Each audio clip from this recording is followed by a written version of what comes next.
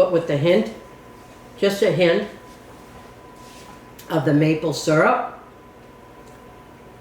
It just balances it out really well.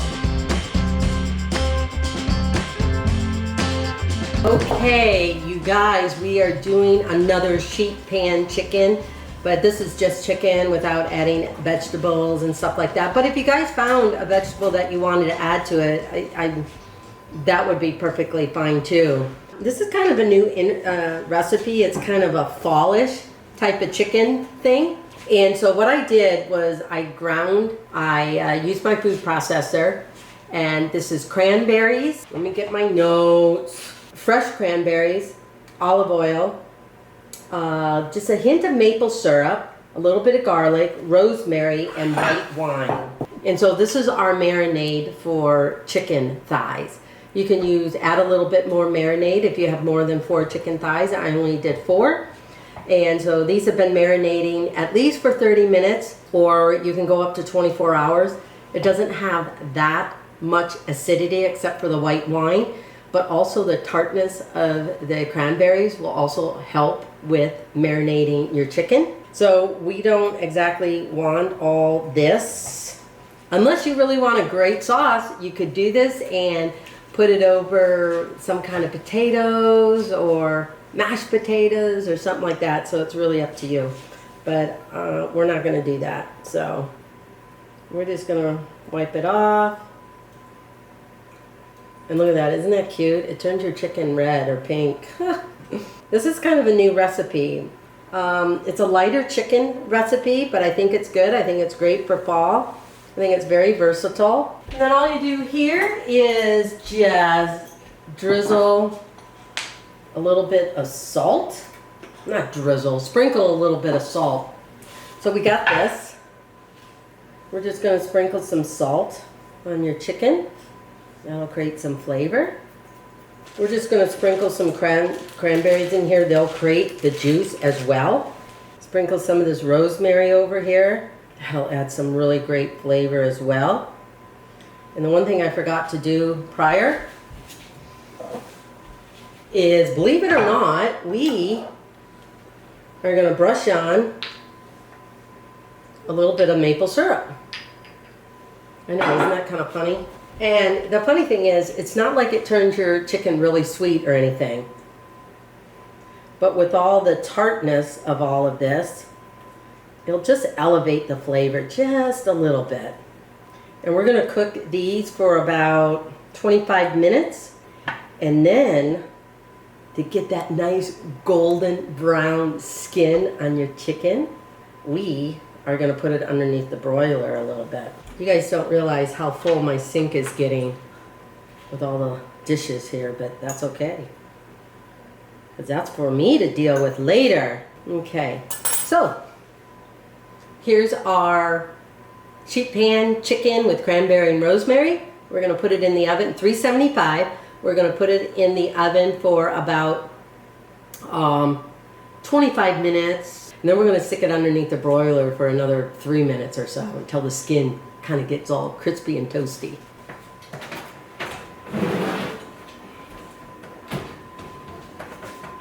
Okay, I will see you guys back here in about 25 minutes. I'll show you what it looks like before we broil it. Okay, I told you guys that I would be back, right? Ha ha ha! And I am in my little kitchen. Well, I took out the chicken, but I want the skin part to be a little brown. So this is pure maple syrup that I got sent to me after I did a speaking engagement all the way in National Syrup Festival. So that was a really fun speaking engagement to do, but I still have some of the pure maple syrup. And the one reason I like it, it is caramel-like. It's not overly sweet. It's light. It's just really good. But anyway, I'm just going to brush on a little bit here. And I've got my broiler going. This is only going to take a few moments, just enough to give that nice little crispiness, yes, crispiness to the chicken. So you just need a few little dabs So let's stick it in the broiler oven.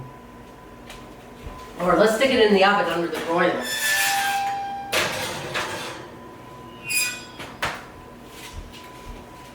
So, about 5 minutes. I'll see you again. Okay, so let's get the chicken out. But this is what it is. It is sheet pan chicken with cranberry and rosemary. So, it's a little hot, but I so want to taste it because, you know, come on. Get my fork out. I'll take this little piece here. Let me get some of the cranberries. So what I think this is going to be definitely a little tart, but I'm hoping juicy. Okay. And the one thing I think that makes this good too when you broil it, the skin can be a little crunchy, but also it keeps in all the juices and the chicken moist. So let me see here. Oh yeah, look at that. Little cranberry. I have to blow on it because it is a little hot, you guys.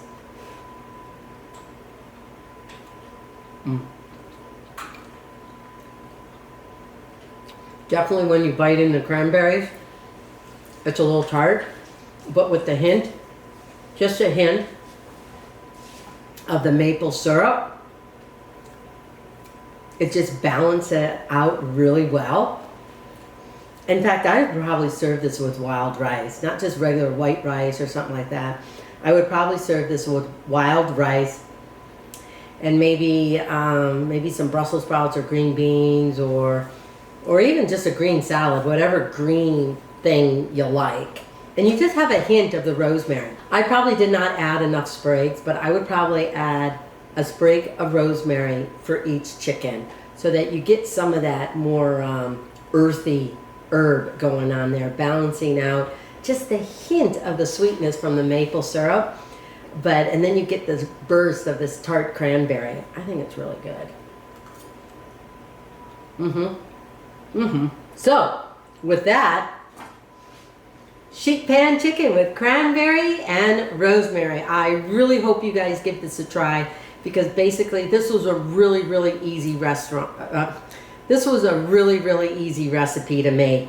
And with the hint of the cranberries and a little bit of the maple syrup, it definitely reminds me of fall. So anyway, give it a try. Oh, by the way, check out Amy Roloff's Little Kitchen on my YouTube channel because you can find this recipe, all of the other recipes over at Amy Roloff's Little Kitchen YouTube channel or at .com. And don't forget to subscribe because I'm really working on, with my team, to incorporate some other things when you do subscribe. A Q&A, a cooking with Amy, just a whole bunch of stuff that we're going to try and appreciate you guys for following me and all this other stuff. But anyway, give this one a try. Till next time, I hope you have fun in your kitchen because I know I am.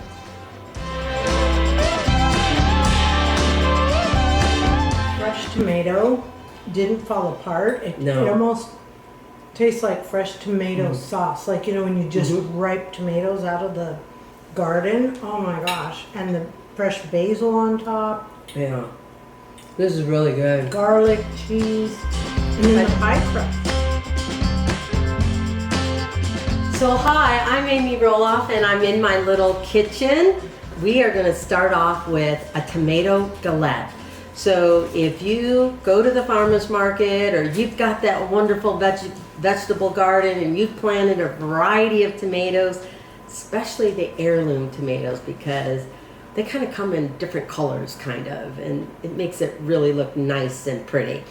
But basically a galette is, or crostini, it's a crostata because a crostini is those little appetizer things. I think it's a crostata, that's the Italian, a galette is the French version. Anyway, I love making these things either sweet or savory because it is like a rustic pie. And if you don't want to take the time to really make a pie crust and fit it in the pie dish and all this other stuff, this is an easier way, quicker way to do something and still get that kind of like pie taste. Anyway, this is a tomato galette. This will do great if you want to serve it for breakfast or lunch, or have a vegetarian meal, serve it with a nice green salad. But this can also complement protein that you may have, whether it be pasta, chicken, or whatever you want. So anyway, let's get going. So we're making a tomato galette. I want to tell you the first thing that I did. One thing about a galette is that when you're using fruit or like a tomato, those are very wet ingredients. And in order to help prevent your crust from being all soggy on the bottom, for these tomatoes, this is what I did. I laid them out on a baking dish on like a cookie rack and drizzled salt all over it. And that'll help draw some of this water out. And then what I'll do is just pat it lightly with paper towel to soak up some more water. And I think you'll have a much better galette and still get that nice flaky crust. So this will have tomatoes, we'll have a pie crust. I'm going to do a layer of ricotta and cream cheese with a little bit of parm and a little bit of herbs in it, and that will give a nice base to kind of protect the crust from the wet or the juiciness of those ripe oh my gosh, it will protect a little bit from those ripe, delicious tomatoes, not potatoes, tomatoes. Anyway, so go to your farmer's market or pick them from your garden or whatever. So I have about 2 cups of flour in here. We're gonna cut up about a half a cup to maybe a 3/4 cup of use very cold butter, slice them up. You might only need a half a cup, you might need 3/4 of a cup, just kind of eyeball it. You really want it to look like coarse sand. We're just gonna slice this up. Oh yeah, by the way, people, I'm using my food processor, because if you've watched my other recipes on my YouTube channel, sometimes I don't use my food processor, I use a pastry cutter. So anyway, we're just gonna kind of slice this up. I hate it when the butter sticks to the knife. And to tell you the truth, the reason I have everything like in front of me, because I don't have long arms, so I can reach everything in front of me. I don't think I put salt in there. Definitely add a little bit of salt. This will help flavor your crust. And yes, I just eyeball the salt. So, you know, 1/4 teaspoon, something like that. That's good. Okay, hang on, people. Oops. See, yeah, there's always something going on. I didn't have it on me. We'll pulse it, and just so it looks like rough sand. Oh, apple cider. That'll add a little bit of flavor, but it'll also kind of make your crust a little more flakier too. So, I don't know, maybe half a teaspoon? Sounds good to me. Because you don't want too much, because you don't want your crust tasting like vinegar. Now this is the tricky part, because it all depends. I mean, sometimes I've used 6 tablespoons, sometimes I've used 8. Then I think, okay, did I not measure my flour right, or something like that. So anyway.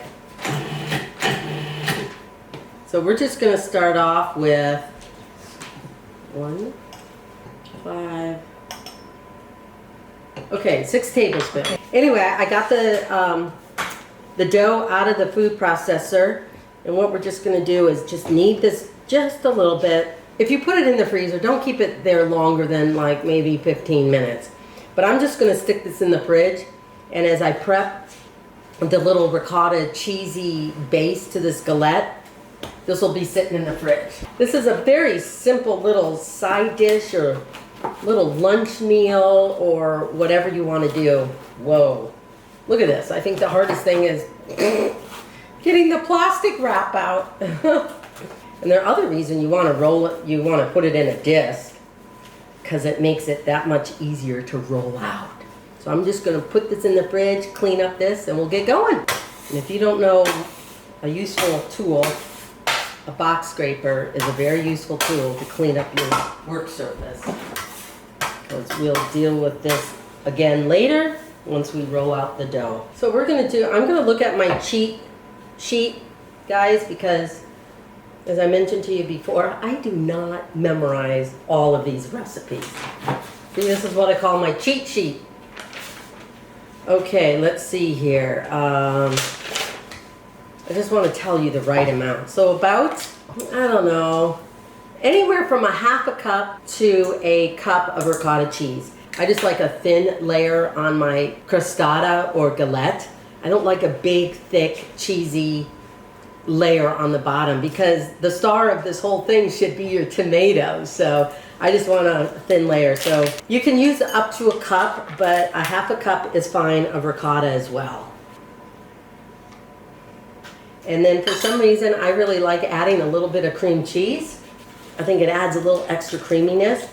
And we're talking anywhere from a couple tablespoons. It's just enough. And I already used some of this for a previous recipe.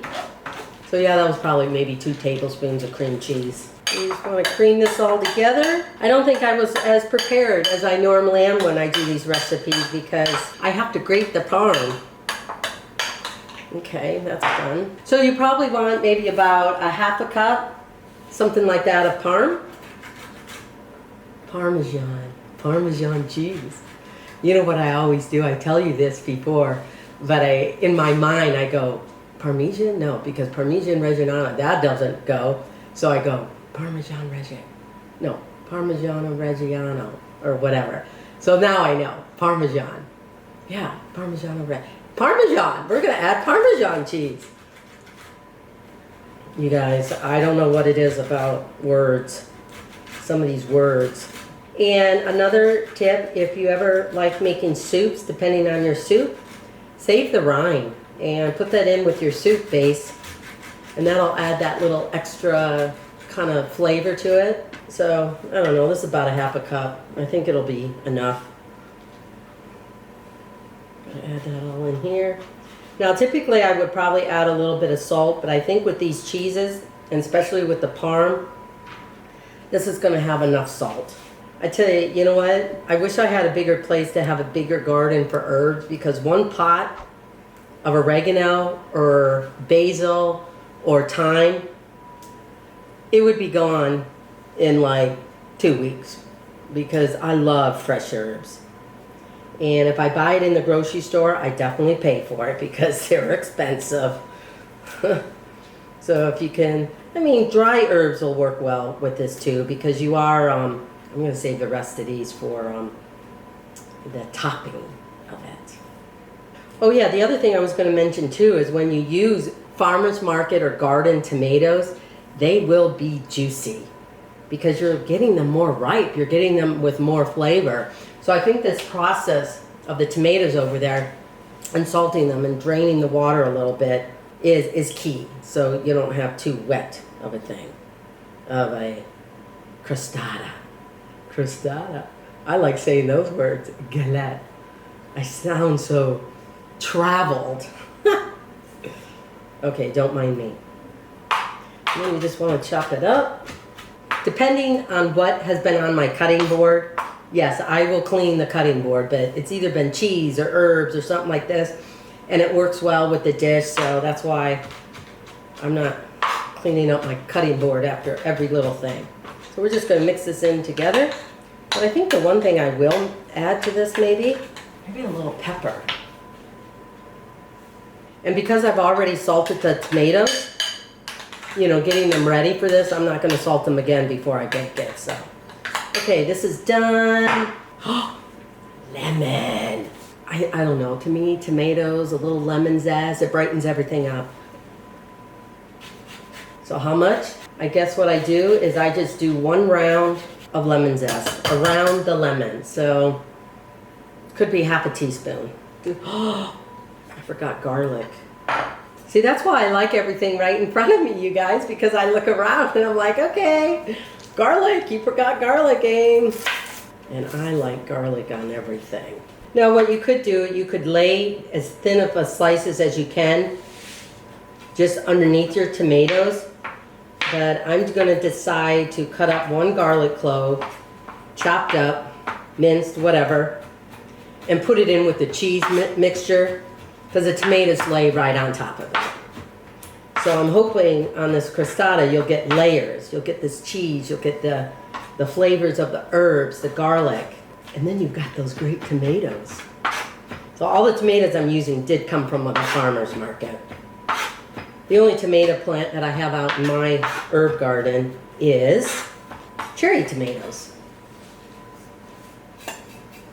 Okay, you guys, a couple of things I just want to clarify because I might have not said the complete thing. I used apple cider, it's not apple cider juice or anything like that. I used apple cider vinegar when I was making the dough, the pie crust, the dough for the pie crust. The other thing is I keep interchanging tomato galette or tomato crostata. To tell you the truth, I'm debating what word I like best because they say the same thing, but differently. So anyway, just look at the recipe. And that's the other thing I want to tell you guys. Sometimes when I make these recipes, I'm making a different version than the written recipe just because I'm making a smaller portion or something of that sort. So look at the video. I love it because I'm hoping that they're fun and everything, but definitely go to the recipe to get exact, especially if it contradicts what the video says. So what I'm doing here is I'm going to roll out this dough, but I'm going to use it on parchment paper because parchment paper with the dough is going to go onto like a cookie sheet to bake. Because we're not doing it in a pie crust or anything, but you want it nice and round. Or, I don't know, mine never turn out completely round. So I am just going to layer the cheese mixture on this crostata galette. You know what, I should really take a poll. What do you guys want me to call this? Okay, I think that's enough. Now we're gonna layer these. And we're gonna hope for the best. How about that, you guys? Look at how ripe they are. They're just like falling apart. And I cut the tomatoes, I don't know, maybe 1/4 of an inch. You don't want them too thick because it'll just take that much longer to cook. But, you know, that's okay. But about 1/4 of an inch. And I probably have about 2 tomatoes here. Could be 3. Could be 3, you guys. I can't remember. And all you do is, you know what I should have done? I probably should have floured. Then you're just going to roll it up. And it's okay if it overlaps. Just make sure you pinch in those sides. Just going to try and get them way to the very edge of the tomato because you don't want a lot of room. See, there you go. Easy peasy, you guys. And I forgot my egg to do my egg wash, so we're going to go get that. Just had water in it. Lisa is behind the scenes, you guys, and she's looking at me like, okay, you just used a used bowl. It had the cold water in it from the pie crust. I still have to add water to this, so we're all good. I just like the water flying into the sink portion. But an egg wash, I mean, I'm sure many of you guys know, will, you know, kind of brown your crust and make it all looking pretty. Okay. You know, to tell you the truth, I'm just looking at this dough.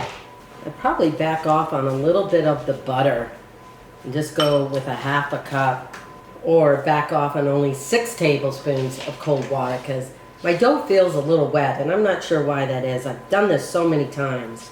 Okay, so I've got my oven heated at 375 degrees. And I think I normally cook this for about 40 to 45 minutes. But because I want to give you guys the exact, so bake it for about 45 minutes, but definitely check in on it at about 40 minutes just in case, depending on what your oven is doing, you're not, you know, it's not too brown. So there we go. Let's see what it looks like when it's done. 45 minutes later, I'll see you back here. Okay, I just took this out of the oven, the tomato galette. I think that is the consensus of what I should call this instead of crostini. We'll call it a tomato galette. But anyway, the crust looks wonderful. The tomatoes look like they're baked and some of the cheese sauce came up on top. In fact, see? Some of the cheese stuff came up on top. So, in order to dress it up a little bit, guess what? We're just going to shave a little parm on here. We'll tear up a couple of fresh basil leaves. Give it that little freshness to it. And another thing that you could do to this dish as well, thinly slice some mozzarella on the bottom, just drizzle with just a hint of olive oil, just a hint of salt, and then lay your tomatoes on top of that. So you're almost making a capri galette. Now, I have not tried that, but it seems like it's doable. But anyway, so here you go. Should I try it? Of course I should try it. I always have to try my food. Lisa, you want to trace the bite? Sure, I'll step in. There we go. Ooh, now these are ripe tomatoes, and the one thing about getting tomatoes from the farmer's market, there is so much more flavor. They are juicier. It's like, oh my gosh, it smells so good. yeah, I think it does. I think I put some herbs in here. Oh, I put the herbs in the cheese sauce. What you could do is put some herbs in the cheese sauce, ricotta cheese and cream cheese, but also you could sprinkle some of the herbs on top of the tomatoes so those get infused into the tomatoes as it cooks. Oh, some forks, huh? Yes, please. No matter how many times you bake these things, why do they seem to come out differently each and every time? Okay.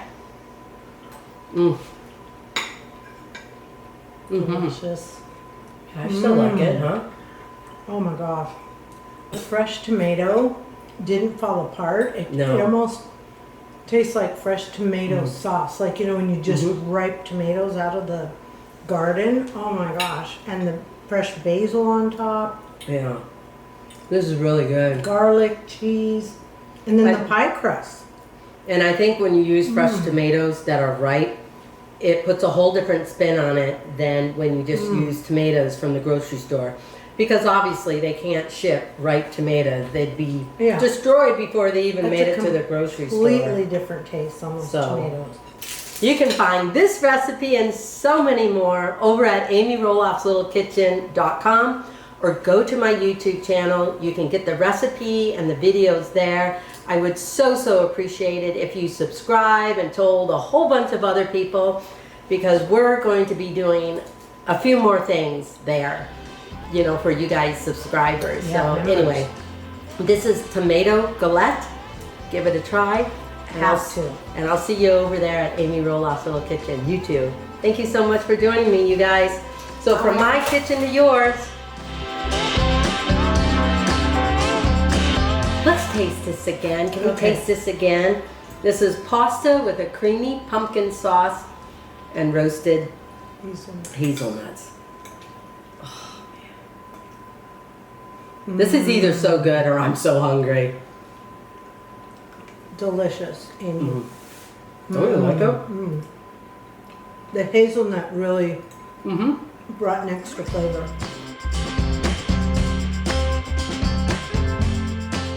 Hi, I'm Amy, and we're back. We're in my little kitchen. Amy Roloff, by the way, just in case you guys didn't know. Anyway, I'm in my little kitchen, and my little kitchen, if you didn't know as well, is in my home. So, anyway. We're kind of, I'm not ready yet, but we're kind of slowly creeping into fall. And because, you know, I used to live on a farm, we did pumpkin season. I'm always trying to, you know, see about the subtleties of using pumpkin other than just something that's sweet. And a lot of times when you use your canned pumpkin or other recipes, it's really using butternut squash. Tell you, because they're so similar and you know, you get butternut squash in a grocery store lasting a lot longer and more available than you do an actual pumpkin. So I think that's one of the reasons why they use a lot of butternut squash more. But anyway, beside the point. So we are making pasta with a creamy pumpkin sauce, and why not throw in some roasted hazelnuts? So that's what we're making. And this is a great dish because you can have it by itself, serve it with a green salad, or add a protein to it. I think pork medallions would be great. Complement it with a little bit of sage and like a nice brown butter kind of wine sauce to it. Definitely chicken. Chicken will go well. You know, even fish, if you want to throw in fish with it, you know, or on the side, complementing it on the side. So anyway, we're going to make pasta with a creamy pumpkin sauce and roasted hazelnuts. So I've got my pasta water cooking over here. Definitely add enough salt in your pasta water because you're going to want some of that pasta water to incorporate in the sauce, but also that adds flavor and the pasta really soaks it in. But when you do that, be careful of what salt you are using in your dish because your pasta is already going to be salted too. I'm very salt self-conscious, I think. I love salt, but you can overdo it. So anyway, let's get going here. Where do I even start? First of all, we're going to add onions to it. I just have, you know, a sweet onion here. I already had a little bit of chopped up. Why don't I get a little bowl for this? But I need some more onions in here. This is not enough. This is barely a couple of tablespoons. So I want at least like a quarter of a cup, maybe a third of a cup. I don't want the onion to overpower the pumpkin. And the one thing I really like about pumpkin, it definitely has its own flavor, but it's kind of a neutral flavor. And it'll take on the other flavors that you put with it. So I don't want to overpower that rich, nice pumpkin. So we're just gonna, I'm not gonna finely chop this, but I just want them in small little chunks. I don't want large chunks of onion because we are going to somewhat puree this. Now, if you guys are used to making a sauce in a blender, go for it. I just think that's an extra set of and if you really want it puree. I think it's just an extra set of equipment for this very easy, simple dish. And so I just use my immersion blender because you can do it right there in the pot. I think I gotta get some butter out. Because if we're gonna have a sauce, let's use butter. And if you don't want to use butter, you can use olive oil too. So we have maybe, I don't know, this is about a quarter of a cup. So I would say definitely a third of a cup. We've got about a third of a cup of onions chopped. I'm going to use 1 large clove of garlic. And this is pretty large, wouldn't you think? Sometimes they don't come that large when you buy them in the grocery store. But I'm going to let the onions cook a little bit before I add this garlic. Because the one thing I don't want to happen, brown and burn the garlic because it just becomes bitter. And I didn't get fresh sage. I didn't plant a fresh sage pot or herb. That would have been really good. I think of that more with pork and beef and, you know, fall. But sage can go with a lot of stuff, even in the summertime. Okay, so I got my garlic. Gotta look at my cheat sheet. Okay, I'm gonna add the garlic and the sage later. So I just have a little bit left over, but I would probably use at least a teaspoon of sage. I want that, you know, that herby, earthy flavor to it. So we're gonna head on over to my saucepan and start heating up that butter and sauteing the onions. Okay, so I just need a couple of tablespoons of butter. Well, really a tablespoon. I don't think you need a couple. Oh, about a tablespoon and a half. Probably too much, but. So about a tablespoon of butter, or if you want to just drizzle olive oil in your saucepan, that'll work too. So then we'll just do our onions and our garlic, and then we'll add our sage, and we're getting ready to go. And you don't want to cook, you know, the onions too quick because you don't want them really brown. You just really want them a little bit translucent and soft. Of course, if you got them translucent, the onions will be soft. Okay, so this will take a few minutes to do. And in the meantime, my water is boiling for my pasta. And pasta, I think with this kind of pumpkin sauce, this will go well with penne pasta or orchetta. It's not quite like a shell pasta, but it's got kind of that little dip. And the one thing that works well because the pumpkin sauce can kind of sit in the pasta, or it hangs on to the penne and may go into the center of it. I think this pappardelle is a nice noodle. It's not too heavy, but you know, if you wanted, you could use fettuccine. You know, you can use it with spaghetti, but I don't think that works as well. So anyway, this is about 8 ounces. I would recommend probably double this for the amount of sauce we're making, but so follow my recipe because I'm not making as much of this dish. I only used about a half of an onion, where I would use 1 onion, 2 cloves of garlic, about a couple of teaspoons of sage, and then we'll get to the sauce later because we use a whole can of pumpkin, but I'm going to use a little bit less, but a whole can of pumpkin. And then some cheese, obviously some cheese, mascarpone, or you can substitute cream cheese. Did I say that right, Lisa? Yeah, mascarpone. Mascarpone. Whenever I say that word, I think of the mafia. Isn't that terrible? Anyway, that's the name of it, mascarpone. Like Al Capone? Yeah, like Al Capone. Oh my goodness. Anyway, so mascarpone cheese. But if you don't have that, cream cheese. Most people have cream cheese. Cream cheese will work well too. A little bit of parm and stuff like that. So anyway, let's get that going. Oh yeah. I'm going to turn this down a little bit. Okay, this has got a little bit more to go. I think that's it. Because once this is done, then we add the pumpkin. Then we get that all warmed up. Then we add the cheese. Get that all mixed up. And this is the part where if you really insist on a very puree sauce, use your blender. But, guess what I'm going to use?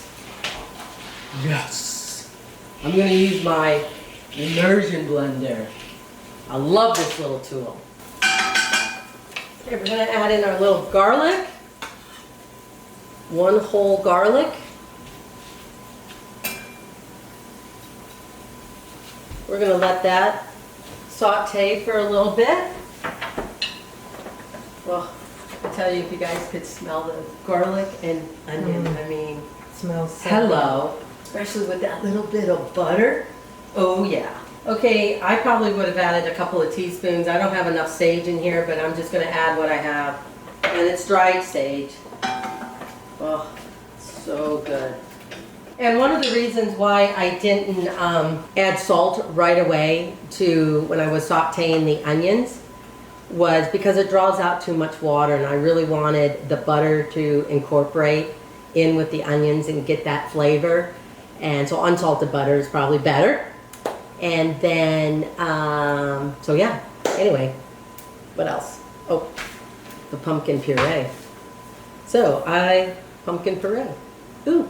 So we're gonna warm up the pumpkin puree. Pumpkin was a little stiff than I thought, more stiff than I thought. Okay, the one thing I forgot to do over here, you guys, I forgot to shred or grate my Parmesan cheese. So we're going to do that right now.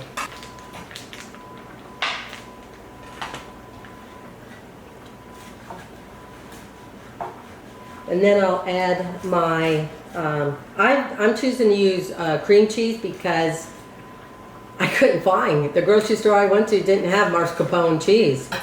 So this will probably be about a 1/4 cup of parm. I'm waiting for the noodles to be done because I want to incorporate some of that lovely pasta water into the sauce. And you will probably need at least a cup, if not more. And because this is like a ribbon noodle, you definitely want to make sure it's al dente. Look at that. Why won't it wrap around? Oh, there we go. Are we going? Oh no, we're not. What? Okay. Well, the noodle is too hot, people. It's good. But it's not al dente. It's still a little too stiff. Okay, so we're going to go back over to the stove and finish up our sauce. So I've got the pumpkin in here. I drained my pasta. This is the pasta water. I took probably more than what I need, but it's always best to have more than what you need because after you drain the pasta, guess what? Even if you needed more, you can't get it back. So I'm definitely going to try and add about a cup. Well, I'll start off with a 1/2 cup first. Turn my heat back on. We're just going to kind of mix in the cheese, get that all warmed up again. So this is what it looks like. You add a little bit of the pasta water. You're mixing in the onions and the garlic that you just got done sauteing with 1 can of pumpkin puree. And it really depends on how thick you want your sauce. But I'm going to go ahead and add in a little bit more pasta water because, I mean, it's there, but I don't want it to be thick. I want it to be a little moist because when it's too thick, I think it adheres to the pasta, but then it becomes too dry. I'm just going to add a little bit more pasta water in here. And the thing is, pasta water has flavor, but it'll also help thicken it up. So, and then I add in about a 1/4 cup of Parmesan cheese. Then I add in, I did cream cheese, but if you got mascarpone, feel free to add that. And this again is probably about 1/4 to 1/2 cup. I'm going to mix that in. And this also will help thicken your sauce. Now, if you so choose, and you want a puree, guess what? You can pour all of this stuff, and you'll probably have to do it in a couple of batches in your blender. However, I love this tool, my immersion blender. Look at this, man. Is this not easy? Much easier than a blender? And what I'm doing is really pureeing or really fine chopping or whatever you want to call it, the onions and the garlic. And we're just going to mix it in. Just make sure everything's mixed in. And tell you the truth, I probably added a little bit too much pasta water, thinking I needed it, but I didn't. Because I probably added it before I used my immersion blender. So that's probably why I won't use much sauce. So anyway, pasta. And see how the pasta will absorb the sauce? Pasta will absorb the sauce. So I'm just going to do this a little bit at a time because I think I did make my sauce too runny. That's okay. My motto is, every little thing gonna be alright. Oh, look at that. See, the pasta just absorbs this sauce. See? A little bit more.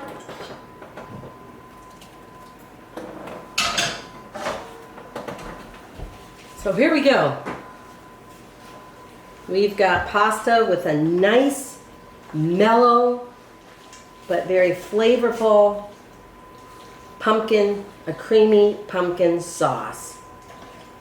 And before I do all the herbs and stuff like that, I am going to put in just a little bit of thyme, not too much. Thyme can be very powerful, depending on the dish. Obviously, in a rich tomato sauce, you know, it works well.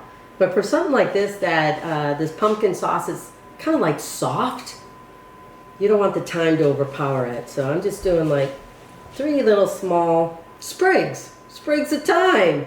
And then we're just going to chop in a little bit of chives. But I want to use the rest of it for garnish. And you can leave it all in one pot. Depends on if you're making this into one meal, or this could be a side dish too, like I said. I'm just gonna, I should probably use a fork and make this all pretty. Twirl it around. Whoa. I told you this pappardelle is like ribbons, nice little ribbons of pasta. If I was a food stylist, I'd probably get a nice little wet piece of paper towel and clean that up over there. But hey, this is Amy's cooking show. And we're going to just do a little more chives. First of all, we're going to do a little more, we're just going to grate a little bit of parm over here. I have made a sauce like this years ago, and I can't even find my own recipe for it, so I, you know, kind of modifying this one. Okay, there you go, people. Does this not look good or what? Huh? Okay, I'm ready to eat. Can we eat? Let's eat. Lisa, you want to come over here and eat with me? Yes, I'm ready. Let's take a bite. Okay.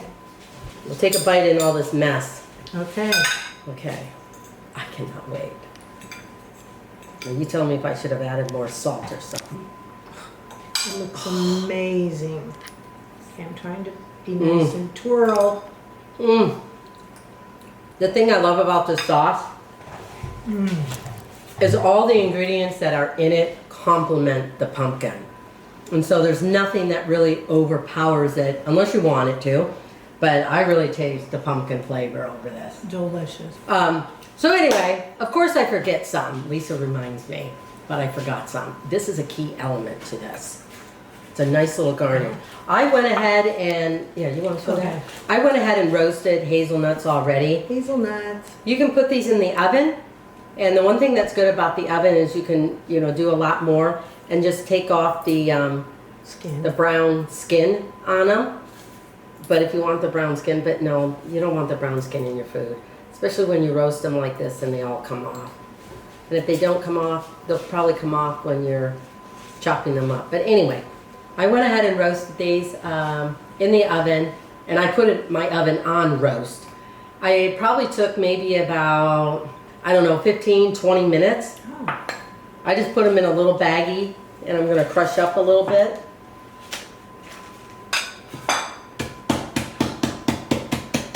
Because you don't want big, huge chunks. But you just want enough just to be complimenting the dish. Extra flavor. A little flavor and a little bit of crunch. Okay, well, there's some big pieces in here, but yeah. That's okay. Ooh. And it just kind of finishes the dish. It does. Let's taste this again. Can we taste this again? This is pasta with a creamy pumpkin sauce and roasted hazelnuts. Oh, man. This is either so good or I'm so hungry. Delicious, Amy. Oh, you like it? The hazelnut really brought an extra flavor. And texture. Okay. Well, you guys, you know what? This. Wow. Fun. Can we just keep eating in front of you? I don't know. You have pasta on your lip. I know. That's why I love wearing an apron, you guys. And sometimes, instead of adding more salt to your pasta, the Parmesan cheese has a lot of salt in it too. Just add a little bit extra as a garnish to your pasta, and that'll incorporate some of that saltiness. But yeah, I love it. Delicious. Love it. And I hope you give this a try. So check out Amy Roloff's Little Kitchen on my YouTube channel. Subscribe to it. Or you can always go to amyrolofflittlekitchen.com. Yep. But you'll find this recipe and all the other recipes that I'm doing over on my YouTube channel. But I will repeat, always follow the recipe. I sometimes don't always get it right on my video, so I so apologize to this. Today I've got some extra people helping me do these videos, but typically it is just me, and I just forget. So anyway, check it out, Amy Roloff's Little Kitchen. I hope you give this a try. Yummy. All right. Thanks. So I'm done making the chicken strips for my grandkids, Jackson and Ember. I'm so looking forward to them coming over, and I definitely hope they like them. Hey, hi. Well, thanks for joining me in Amy Roloff's Little Kitchen. For me, it's a pretty exciting day because both my grandkids, Ember and Jackson, are coming over, and they're going to spend the night. So I hope that we do not have any late night calls to their parents. But anyway, so it's going to be a fun time. I'm so looking forward to it. Lots of grandma time. I don't get that much as I would like, and so I'm pretty excited for this. So what I'm going to make for them for dinner, because this is kid friendly, but I also made this when my dad visited. I can't even believe it's been a month ago. When my dad visited and all my kids were here, Molly and Joel came down from Spokane, and Jacob and Isabel came up from Bend, and my two boys.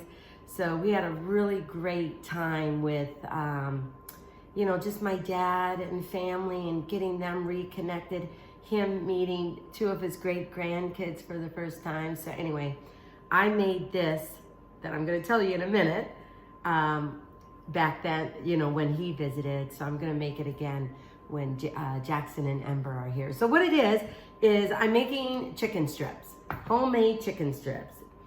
It's a little bit time consuming, but I tell you, it is so good. So yeah, let's get started. So I'm gonna make chicken strips and macaroni and cheese. So what kid doesn't like that? I hope they do. Anyway, they're gonna be excited, I hope, to be here. I'm just really gonna have a fun time with them. So let's get going in Amy Roloff's little kitchen. Or I should say, let's get cooking in Amy Roloff's little kitchen. So what I did, I took boneless chicken breasts and I just cut them into strips or very large chunks. And then I'm doing kind of like this flour, egg, and breadcrumb mixture. And we dip the chicken in the flour. I'm sure a lot of you guys know, but we dip the chicken in the flour so the egg has something to adhere to. Because when you cut up boneless chicken breasts, it's kind of slippery. And so the egg would just kind of drain off the chicken. This way, when you dip the chicken into the flour, the egg has something to adhere to. And then after the egg mixture, we dip it into the breadcrumbs, and then I kind of fry them up or saute them. No, I should really say fry. I kind of fry them up in a deep saute pan with canola cooking oil. I like canola. You could use other oils if you want, but I just like canola oil when I do something like this. And when it comes to the breadcrumbs, you can use panko crumbs. That'll give you a little bit of crispiness and crunch to it. But I also have found that, man, it really soaks up the oil. So I just have maybe a couple of tablespoons of panko crumbs in here, but a lot of it is just the regular breadcrumbs. You can make your own breadcrumbs too. You just kind of dry up your favorite Italian, French bread and then just use your food processor. Since I'm having kids here, I'm not gonna season the breadcrumbs a lot, but you could add thyme to it. You could add smoked paprika to it, or any kind of cayenne pepper if you kind of wanted a hot chicken strips. So whatever you really want. But since it's my grandkids coming over, I'm just gonna use a little bit of salt, because that'll definitely add some flavor. I've got a lot of breadcrumbs here, so I'm gonna say almost like a tablespoon of salt. Just a little bit of pepper. And then I'm gonna add a little bit of garlic. I don't know, maybe a teaspoon, because you don't want it too garlic.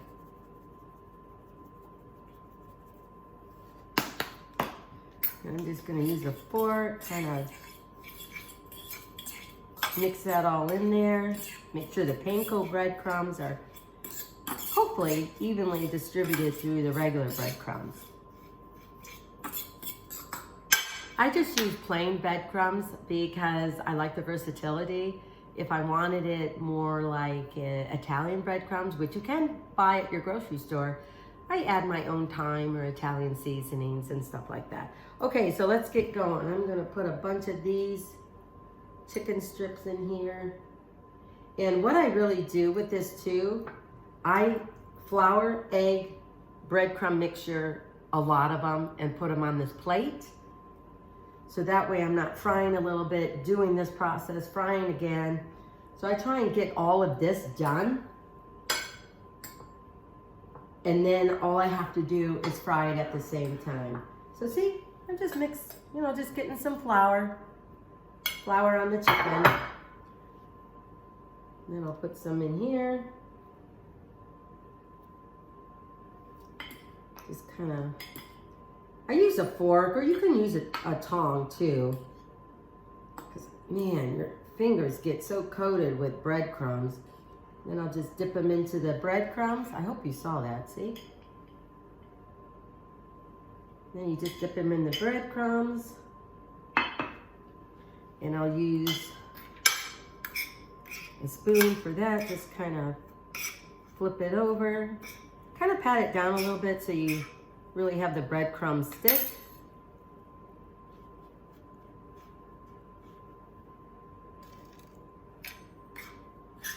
Like I said, if I don't do this, if I don't use a spoon or something, then my fingers are so caked with breadcrumbs. But I mean, you know, kids love this. Adults love this. Chicken strips, a great, you know, appetizer thing too. And just be creative in your dips or your sauces that people can dip them in.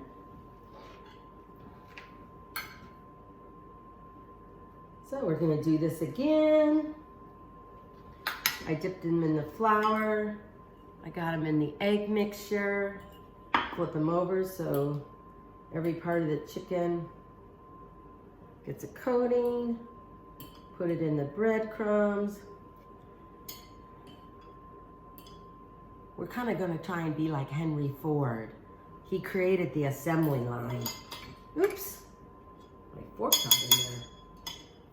He created the assembly line for building cars. So what we're building? We're building chicken strips.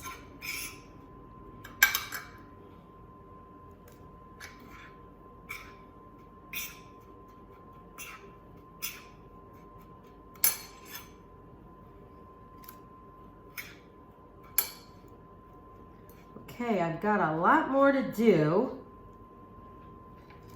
So I'm just gonna kind of line this plate up with breaded chicken strips. So I'm just gonna continue to do this.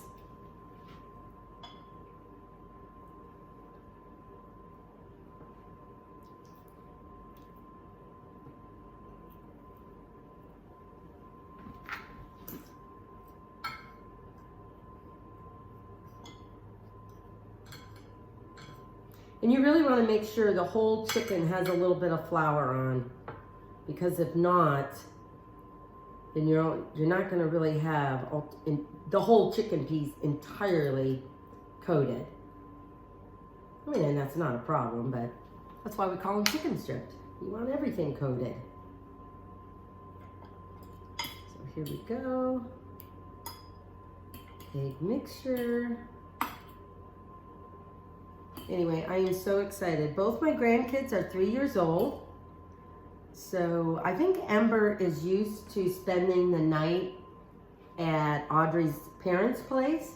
I think they call them Papa and Grandma. I'm not sure what her parents are called, you know, for grandparents. And so anyway, they're 3 years old.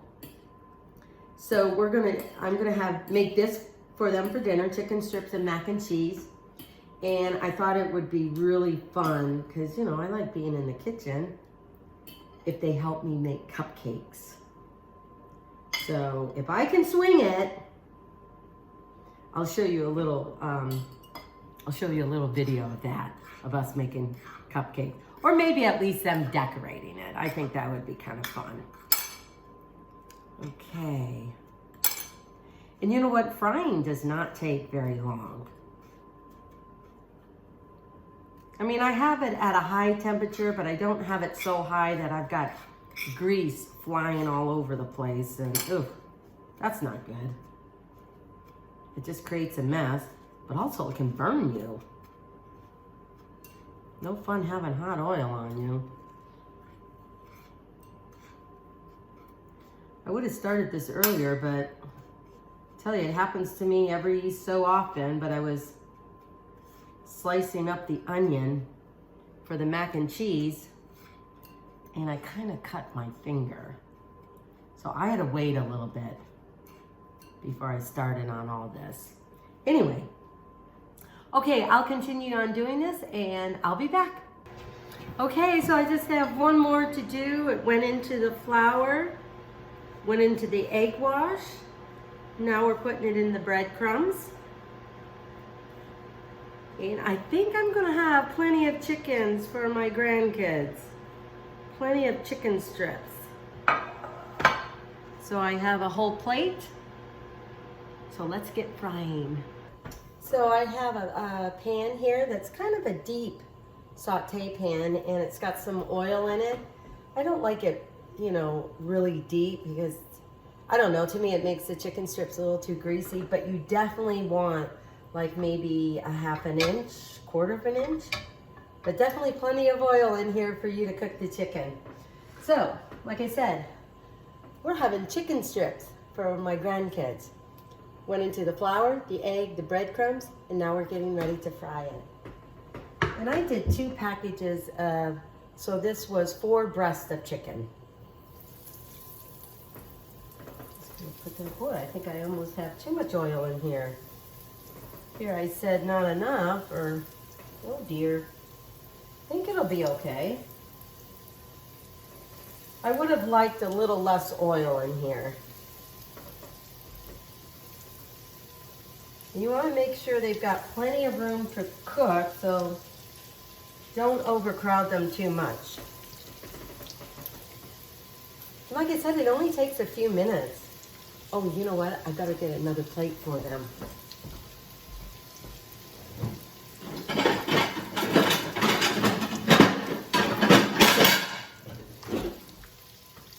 Here's my other plate. So I'll just place them on here.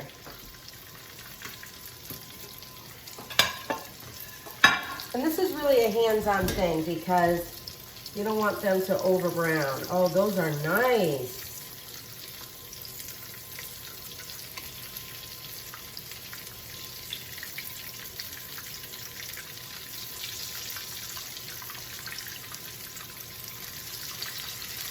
And if you think they're browning too quick, just turn down the heat a little bit because you don't want them to cook on the outside and not cook the chicken all the way through. Oh yeah, these are nice. Ooh, I hope they like them. You hear the sizzle? Watch. Yeah, they're going nice. Almost done. First round is almost done. Definitely this little piece. Maybe this one. No, a little bit more.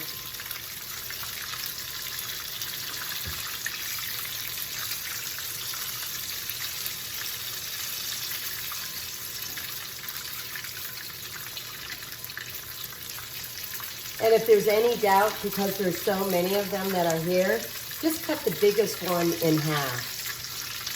Just to make sure you've got at least the thickest piece of chicken cooked all the way through.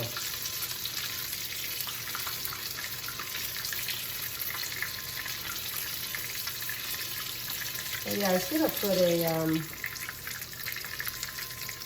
piece of paper towel. Okay, first batch, done. I'm gonna put a piece of paper towel over it, just so if there's any really excess oil, the next layer will soak that up. Here we go, we're gonna put some more in. Now obviously, the smaller the piece of chicken, the less time it will cook. So try and do your best, which I didn't really do here. Try and do your best to put the biggest ones cook all together and the smallest ones cook them all together. Like I said, these are good as appetizers too. Just really have a creative dipping sauce, especially when you're having an adult party. I like a mustard white wine dipping sauce or something a little spicier, like a, what is it, queso? You know, that cheesy, spicy dip. I think that's really good. Or you can even have, if you're having a bunch of ladies over, you know, your women friends, I do make it, again, with I like the honey mustard white wine sauce or Dijon white wine sauce. Or even like a dill and cream cheese, no, not cream cheese, dill and like a sour cream or like a soft cheese dip. Anyway, if you follow me, go to my YouTube channel or Amy Roloff's Little Kitchen, and you can find this recipe on there, and I'll have some dip recipes. Ooh dear.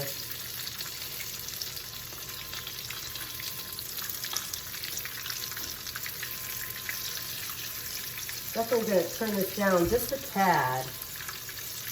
Cook cooking a little faster than I thought. Okay. Yeah, I'm going to turn it down my heat just a little bit because they're definitely browning, but I wouldn't want them quite this brown, so.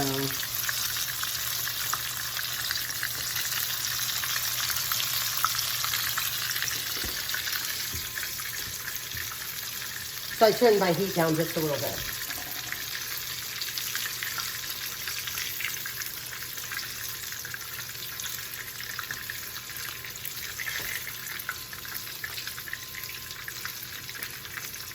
Like I said, this does not take very long. It is amazing in hot oil how fast these cook.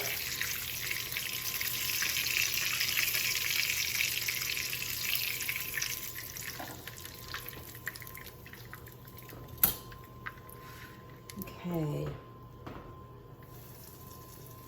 I think I've got,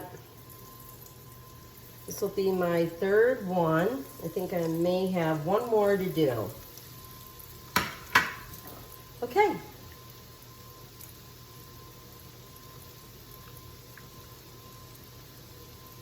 So I'll let you know when these are all done. So I'm done making the chicken strips for my grandkids, Jackson and Ember. I'm so looking forward to them coming over, and I definitely hope they like them. But like I mentioned, you can make this as an appetizer, a meal, a nice salad. I'm gonna go ahead and make macaroni and cheese for them, because what kid doesn't like macaroni and cheese? But you can also add a variety of dipping sauces too. And because I have, my grandkids coming over, I'm just doing a little ketchup with just a little barbecue sauce in it. And then of course, ranch. So I'm hoping they'll like it. So it's chicken strips for dinner tonight in Amy Roloff's Little Kitchen. You can find this recipe and all the others at Amy Roloff's Little Kitchen, or go to my YouTube channel and you'll get the recipe and the video. So thank you. I'm just gonna take a little sliver for myself. Oh wow, look at that. See? I think it looks pretty good. Here's chocolate cake. Let me see here.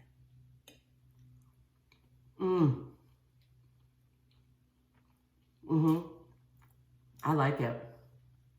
It's still moist, it's not dried out.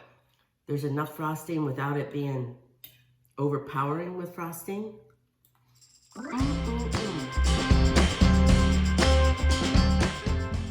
Hi, I'm back, Amy Roloff, and I'm in my little kitchen. So today I wanted to bake a chocolate cake. And I got inspired just to be in the mood to make a chocolate cake because I was making sausage and lentil soup. And I don't know, I just got a craving that just that richness of that soup, kind of requires a really rich kind of dessert. So chocolate, who can resist chocolate, right? Anyway, this recipe, I took a combination of several, and I just wanted to see what the differences were between all these different chocolate cake recipes. But one of the recipes used mayo. And so I wanted to really give that a try and see, how rich and smooth the mayo is, but how rich it enhances and makes the chocolate cake. With this chocolate cake, we use cocoa powder, and there's about a cup and a half here. This also uses coffee, and I've made cupcakes using coffee, and I tell you, it does something to the cake. It is so, so good. So we're gonna add a little coffee here. I've got about 2.25 cups of sugar. I've got 3 cups of all-purpose flour. This particular flour that I use is pastry flour. And then I'm using a cup and a half, and these are dark chocolate or bittersweet chocolate chips. And then 4 eggs, and I think I need some butter along the way. So hopefully I'll get that going. So why don't we get started? Like I said, this chocolate cake recipe, I did not come up entirely on my own. baking recipes are a little more trickier for me. But I did look at several recipes and I kind of added, you know, different flavors or substituted, or instead of milk chocolate chips, I use a different kind of chocolate chips. The cocoa powder, I use a special dark.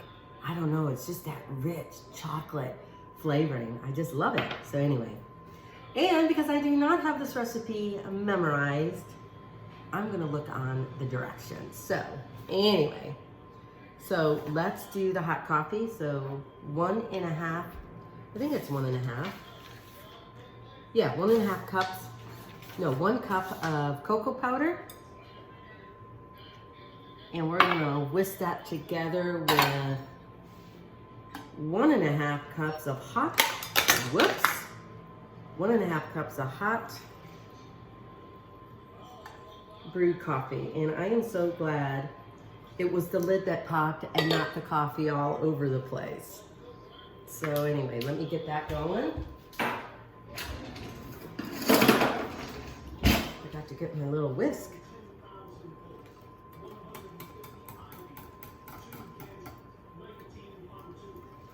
Probably should get a towel and clean up that coffee.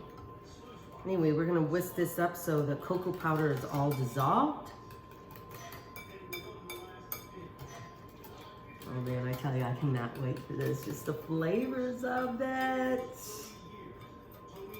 I don't know, I think there's a little Southern in me too, a little bit, because I like desserts. I like that little ending to every meal. Like I've said before, it can be like a little Hershey's, you know, like a little kiss candy. Or it can be a big slice of chocolate cake with either whipped cream or vanilla ice cream over it. I mean, I don't know. Every meal to me when you gather has to have a sweet ending to it. Okay, I think that is about done.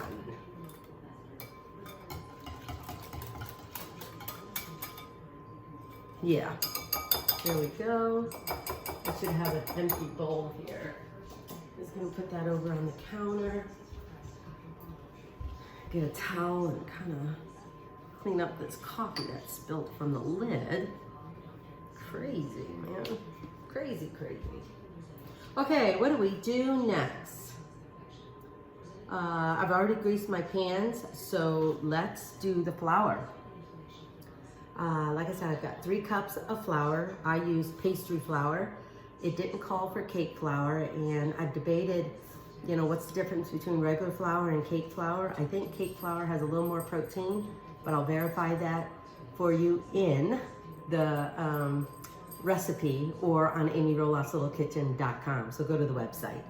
Anyway, let's see. Yes, 3 cups of all-purpose flour. So we got the flour here. We're gonna add a little baking powder, 1 teaspoon. And we're gonna add 2 teaspoons of baking soda, 2.5 teaspoons of baking soda. You know what, let me clarify that. 1 teaspoon of baking powder, 2 teaspoons of baking soda. That goes in here. Then we're gonna add some salt. Just a little bit of salt. About a 1/4 teaspoon of salt. I think that's about it.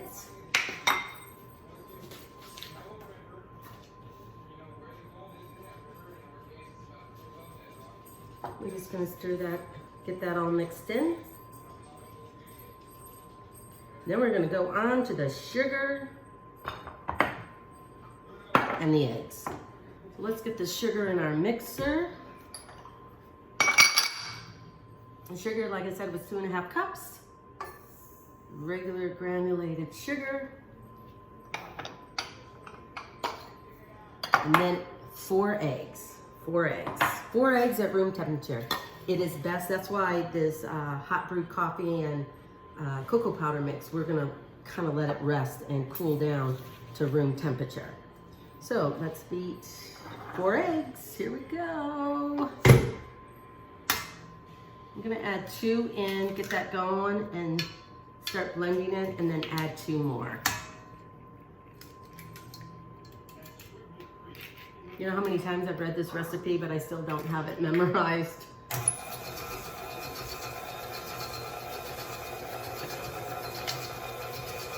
lock my mixer. I forgot to do that. So after that, we will beat in the mayo.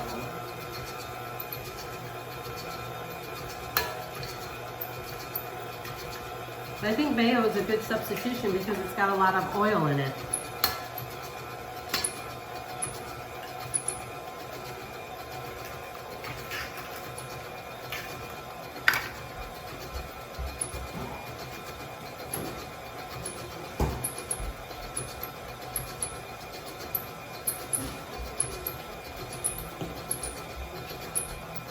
I forgot to get my mayo. I should have pre-measured it. I try and pre-measure all my ingredients for you, but I forgot. I forgot the mayo. How on earth can you forget the mayo when that is such a key thing? So 1 cup of mayo.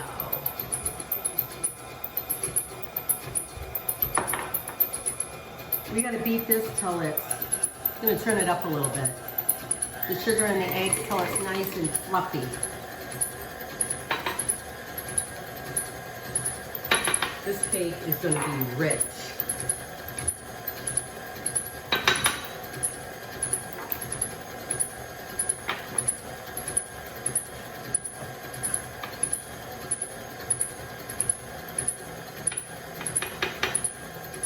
Okay.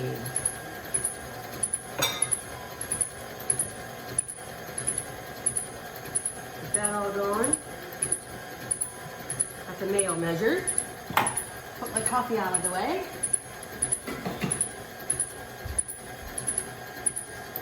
Okay, I think we got a little bit more ways to go. Where's my vanilla? Here's my vanilla. Get that all ready.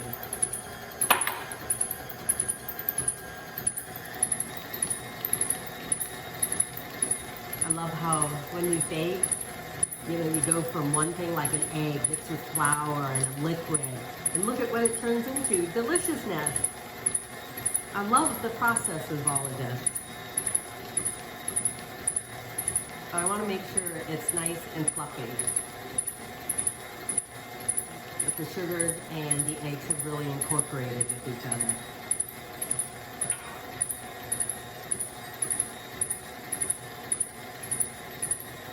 So usually it's about, I'd have to say about 2 minutes, 3 minutes for it to take.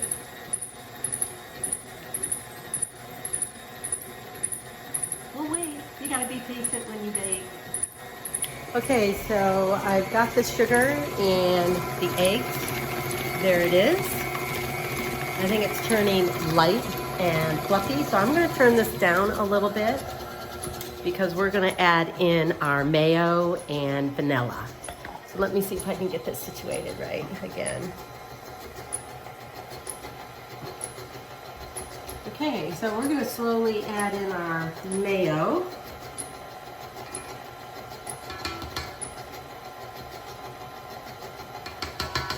Who would ever thought mayo in a cake?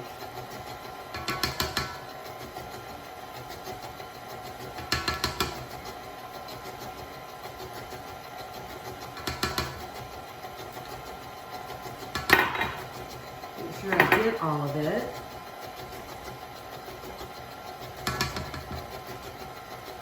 There, I think I got all of it.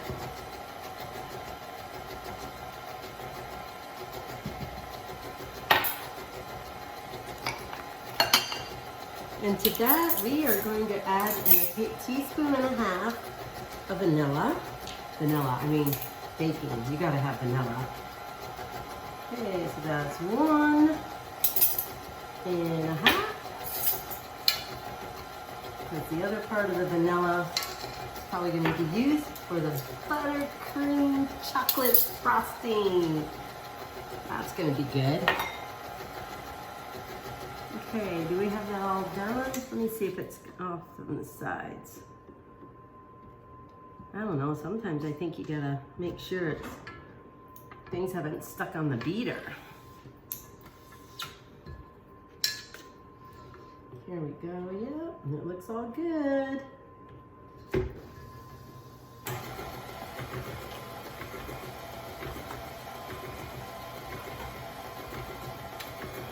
Okay, we're gonna alternately add the flour with the coffee and the cocoa mixture. We're gonna alternate. So let's see, here's one.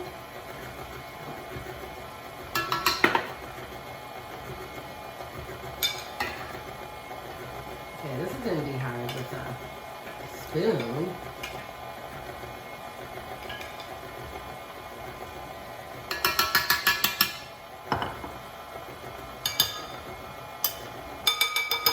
I think I'm going to get a little measuring cup.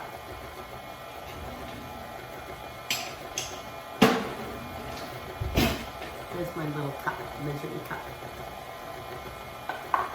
So we're going to go inside the flour. This is 2 alternating. And I'm just going to pour it.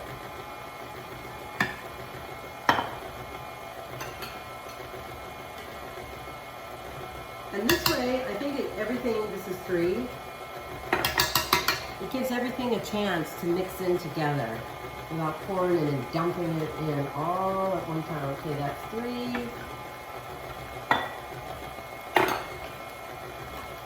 This is 4.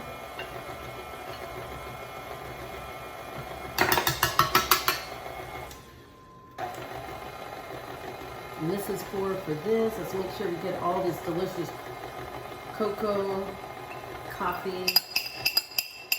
Hello. All right. Okay, we got chocolate all over the place. And the last addition will be the flour.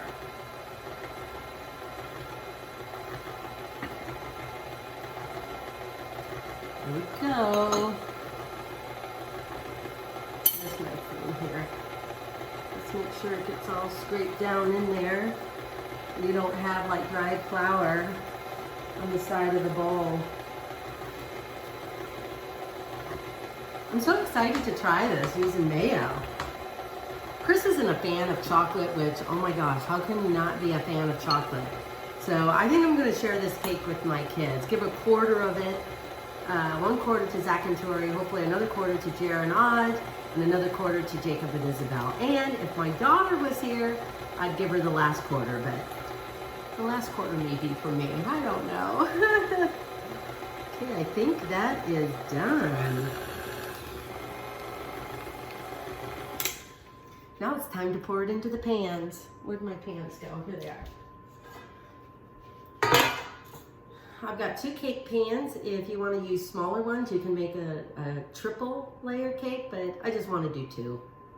I've already prepped them, so I greased them and dusted them off with flour. I'm gonna get paper towel here to kind of mop up some of this cocoa hot coffee mixture that kind of got all over the counter on me. Anyway, here we go. Oh, this is just so good. I don't know, I like making sure things are off the beater. Okay, here we go.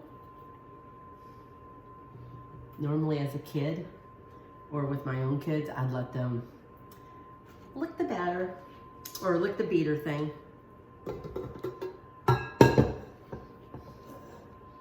Okay, we're just gonna pour them in easy. I know this is hard to see because I'm the only one filming this. So here we go. Hopefully I will get this evenly. Let's get my other one over here.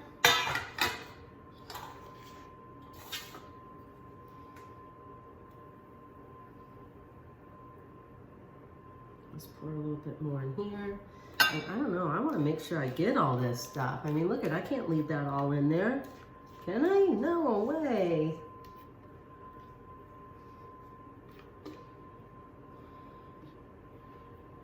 Let's get a little more in this one. Because you don't want a lopsided layer cake, so I want to really try and make sure I equal the batter out evenly. or evenly measure out the batter in each of the pans. Okay, I think that's good enough. And the other thing I do too is I just lightly bang them. I think for me, it kind of, you know, you get all those air pockets out, so you don't have a bunch of air holes in your cake.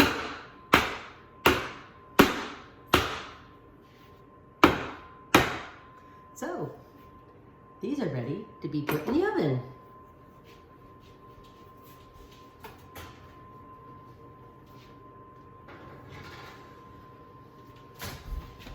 Here we go, the other one.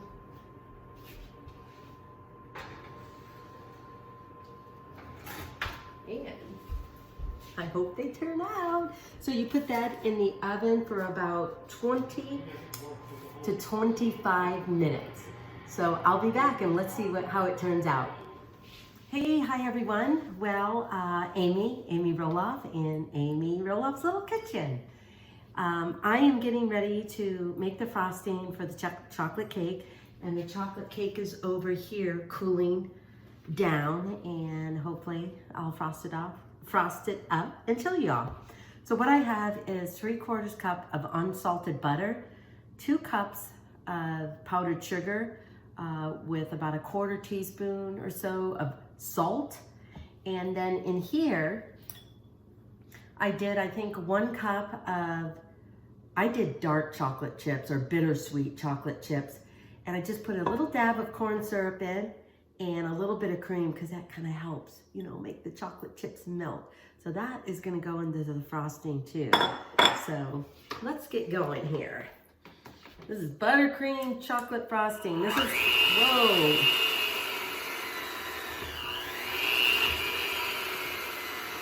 This is my new hand mixer. I'm not quite sure how it works. Well, I should know, but you know, whenever you get a new piece of equipment, it's always tricky. So we're gonna, here's my notes. So we're just gonna mix this up till the butter gets incorporated with the powdered sugar and it gets all creamy.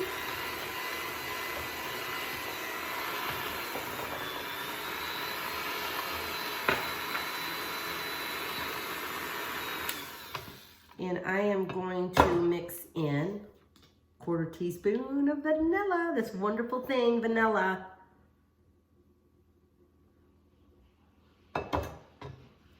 There we go. Gotta love that vanilla. There we go. Takes a moment to get back down to where it's supposed to be.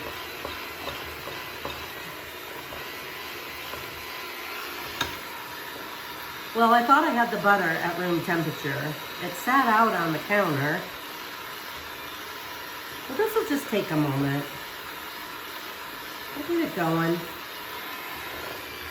I mean, what's better than buttercream chocolate frosting? I hope this cake turns out. You never know. I'm just glad my cake didn't like sink in the middle.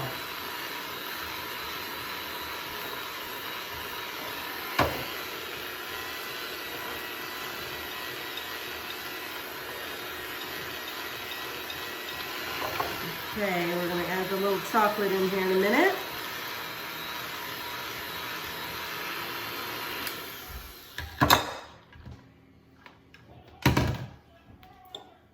Let's add this before my chocolate hardens up. Because whenever I don't know, this is what happens to me when I use, you know, chocolate chips and I melt it in the microwave. I mean, it'll stay soft, but it doesn't stay soft forever, and I don't want it to harden up. Okay, let's just get the rest of this chocolate off the spoon before I lick the spoon.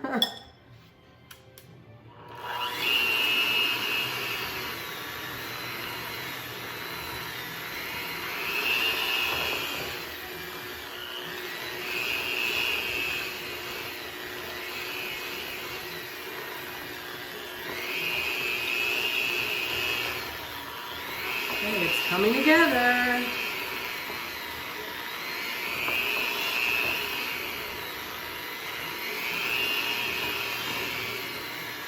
while I'm mixing this, I'm gonna make sure I did everything. We're on to the next page already. I forget my steps.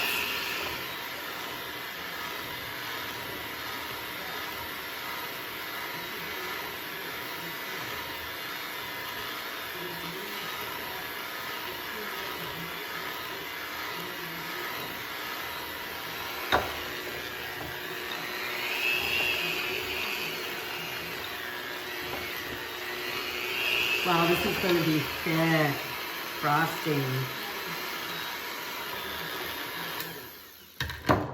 I'm gonna add in a little more cream, and then we're gonna add in the rest of the powdered sugar.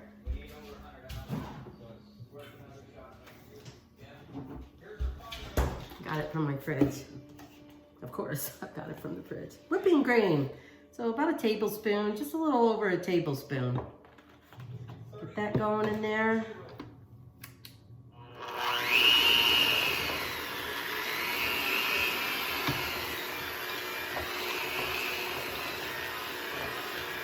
This is thick.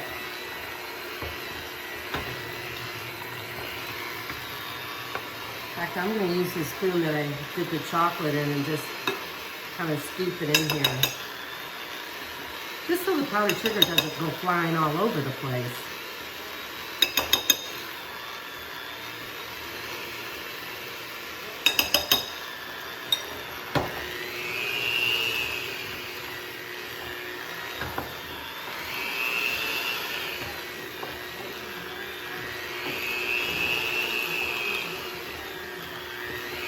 Basically, I'm using my hand mixer. You can use your regular mixer too. It's just that I didn't clean out the mixing bowl from the cake yet.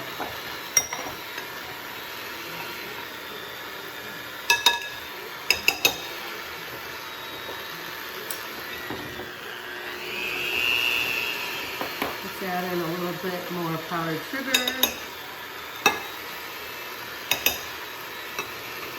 And I'm going to go ahead and add in just a little more cream, because I think the frosting is just a little bit too stiff for me.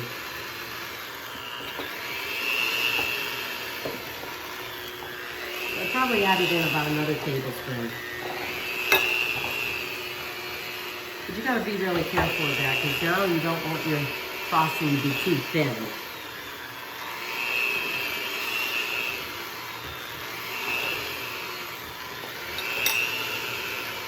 And I want to make sure I have enough to frost this whole cake. So it was a total of 4 cups of powdered sugar, but start off with 2 and then add a little bit more as needed. I just added another tablespoon of whipping cream.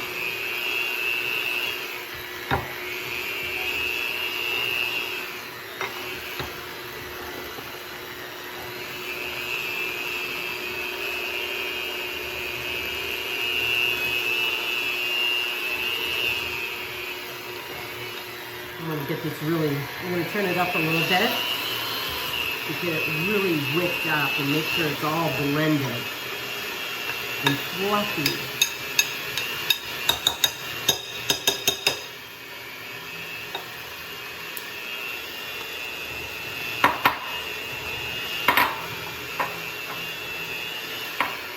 And that's it for the powdered sugar.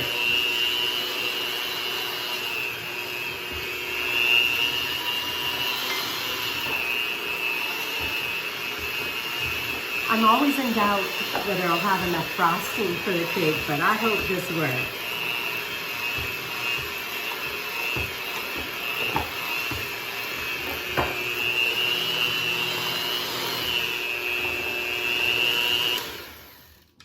Okay, I am going to make sure that the cake is cool, get it all prepped, and then we'll go ahead and frost it. Okay, well, I've started frosting the cake. And this is what the frosting looked like, and it's a great color, and yes, it even tastes good. And so what I did here is I debated. Sometimes I have used the flat part of the cake, you know, where it sits in the pan, and tipped it over so that is facing up, and then just shaved off the top because it's got that little mound on it. But this time I just, you know, put the cake on the flat side on this dish, and then I just shimmied off the top of it so it's a little more flat. So as I put on the second layer, and that way the cake can balance itself a little better. Anyway, so I just frosted this part. Here's the second half. Let's see, get that on right. Looks like I'm gonna have some gaps to fill in, but that'll be okay. Okay, let's start frosting. Isn't it look like a luscious hamburger? Okay. Oh man, this is gonna be so good. And like I said, the way I frost my cakes, they look, yes, very homemade.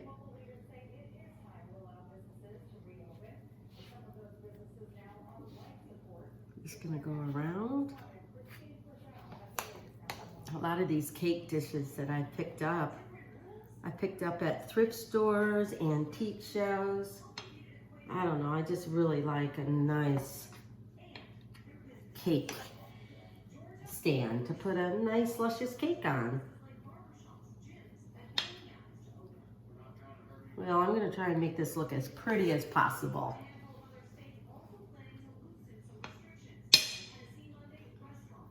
But if any of you are bakers, you could probably do a better job than me.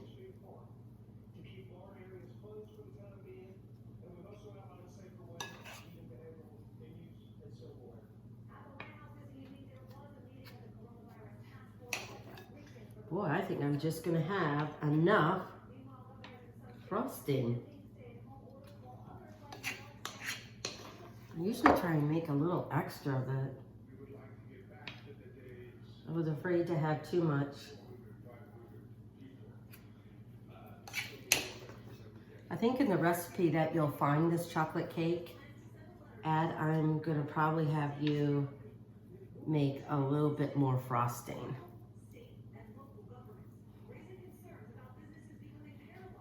I just barely have enough.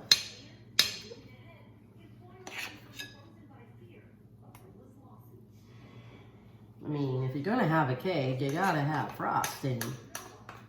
And maybe lots of it, I don't know. So I'm just scraping the pan or the bowl, making sure I have enough.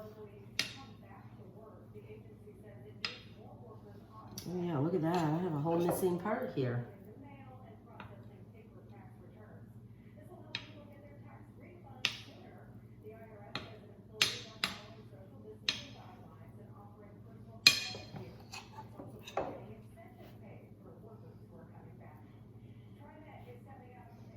So how can I make this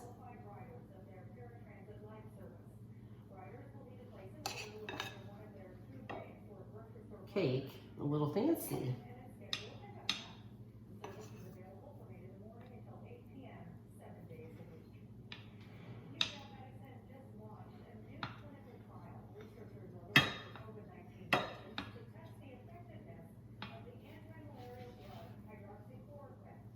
Okay, there you go. I am going to kind of just clean it up a little bit and I'll show you the end result. So this is a chocolate cake with mayo.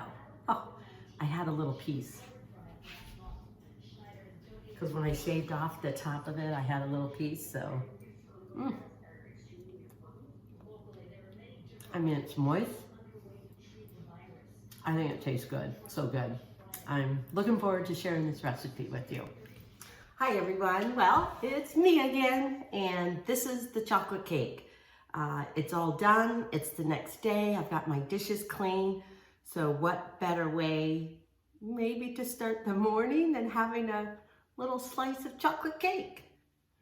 So let's see how it came out. And remember, I'm gonna share, because Chris doesn't like chocolate cake, and I know, unbelievable, right? So I'm gonna share a quarter of the cake with each of my kids. So let me see if I can do this. Okay, there we go. I'm just gonna take a little sliver for myself. Oh wow, look at that. See? I think it looks pretty good. Oops, I forgot to get a fork.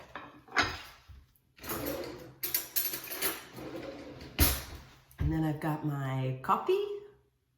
Amy Roloff's Little Kitchen Coffee, e-gather. And that's what I'll be doing with my kids, e-gathering. I'm just gonna drop it off at their house. I don't really go into their house, you know, until we're over this. So I just stand outside the front door and say, here you go. Here's chocolate cake. Let me see here.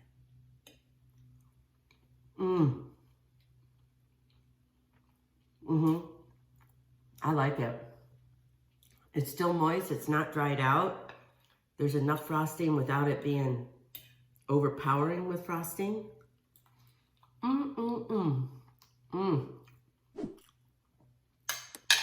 I hope you make it. I hope you enjoy it. Let me know what you think. But all the recipes that I've done are over at amyroloffslittlekitchen.com. And have a great day.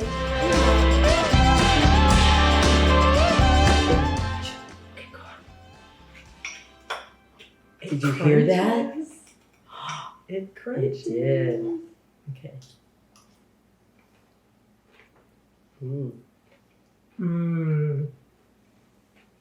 Is it good? That is so good. Okay.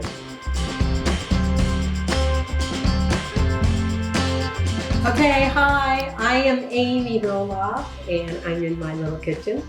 You know, there's traditional pumpkin pie, pumpkin truffle, pumpkin bread, pumpkin cupcakes, pumpkin muffins. Well, I guess there could be pumpkin cupcakes with a nice butterscotch frosting on top of it. Oh, I might have to do something like that. Anyway, well, today we are going to make pumpkin creme brulee. Now, I have never made creme brulee, so I'd like to make the traditional creme brulee, but that's for a different time. But we are going to make pumpkin creme brulee. And I like this recipe because I don't need to temper the eggs. So we'll see how it comes out. Hopefully it'll be good. But anyway, so let's get going. We've got 3 room temperature eggs. And hang on here just a moment. I did some egg yolk stuff earlier today. So these were the egg whites from them. Guess what I'm going to do? I'm going to put the egg whites in here from these 3 eggs. And then I'll just add 1 egg to all of these egg whites and maybe really make a frittata or scrambled eggs or something. So anyway, we need 3 egg yolks. I'm usually pretty good at this. Okay, there's 1. See, I just use the eggshell. I mean, I don't think I've ever seen anyone use their hands, but... And if you guys know me at all, many of you probably don't. Whenever I order eggs at a restaurant, none of it, and I mean none of it, can be runny. It can be soft, but I don't want to see any runny white. I don't want to see any runny yolk. That's just, ooh, to me. It's gross. But this is all going to cook together and it's all going to be wonderful. So anyway. Now, I thought I had a torch, but I guess I don't, or I can't find it. So that tells me my pantry needs a little bit of tune-up, cleanup. But I definitely can't wait 3 years, like my office is waiting 3 years. Anyway. So I'm going to try the broiler method for for the sugar hardcore topping. Okay, so we've got 3 egg yolks. We're gonna do, I thought I measured this out already. Okay, nothing broke, people. Nothing broke. We're all good. We're all good here.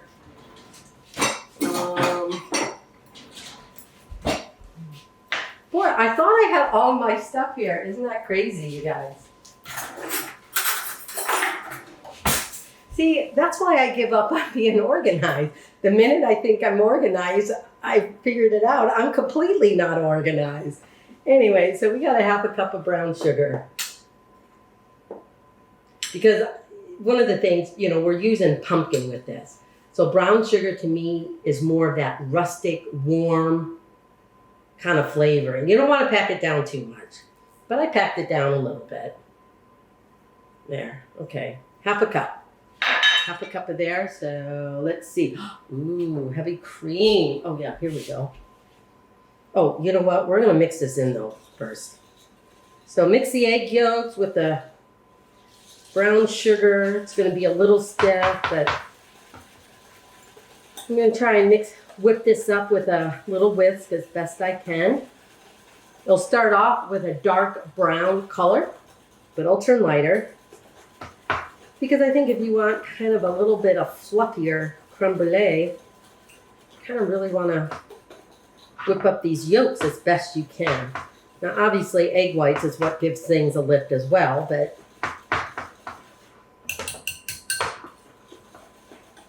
so we got that nice golden caramel color. So we're going to add a little bit of, I want to make sure, oh yeah, here we go.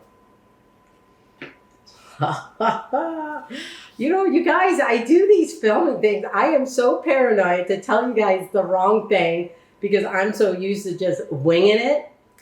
But anyway, we're going to add the 1 cup of pumpkin puree. And I realize it doesn't take the whole can. But you know what I do with the leftover pumpkin puree that's left over? Puree? I take yogurt and just mix a little bit of pumpkin puree in that. Just roast some walnuts, drizzle some maple syrup over there. I mean, you've got breakfast. Or put some bananas in it too. I mean, it's lovely. It's perfect. Or even, you know, some oatmeal. Dollop a little pumpkin puree on top of that. You're already going to put a little maple syrup in your oatmeal. And then chop up some walnuts, toast them. I mean, perfect. So plenty to do with your leftover pumpkin puree. Okay. I mean, so far, come on, tell me, you guys, is this not easy? Let's hope it turns out. Okay, now we're gonna add, oh, you know what? I'm gonna add, I don't want the spices to overpower this creme brulee. So I'm just going to add a dash of some of these spices. And I do this with my pumpkin pie too. I add a little bit of ginger. So we're just going to maybe 3 little squirts or dashes. Now be careful with cinnamon because cinnamon can really overpower stuff. Then I'm just going to do a couple of things with nutmeg, and nutmeg's the same way. Just a couple of scrapes, just enough to give it that little extra flavor. Just because I wanted a little more ginger. Just a little more cinnamon. There we go. We're good. Oh yeah, where's a little bit of salt? We just need a little sprinkle of salt. Not too much. Just a little dash.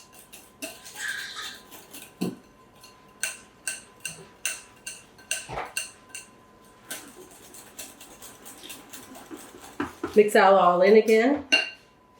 Then we're going to add in the cream. Okay.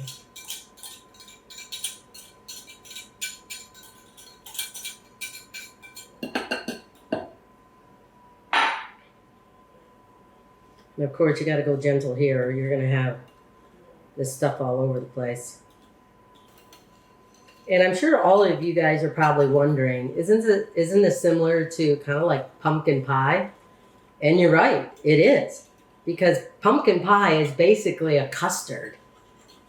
And so that's really what we're doing right here. Creme brulee is really a custard. But instead of just the regular traditional kind with just a little bit of vanilla, so you kind of have like this really nice vanilla custard, creme brulee, you're kind of making it pumpkin. Now, traditionally, I probably wouldn't use these ramekins. I like a little bit of the wider ones, but I had so many that when I moved, I probably got rid of some of them thinking, what am I going to do with all of those at my house? Like this house that Chris and I are in now. So I think I gave them away. Like, how foolish of me. So I have these taller ones. I prefer more of these kind than the taller ones. But because these already have something in them, I'm going to use the taller ones. Okay, I think we're done here. Well, because I don't trust myself pouring the bowl into this, I'm just going to use a little scooper here.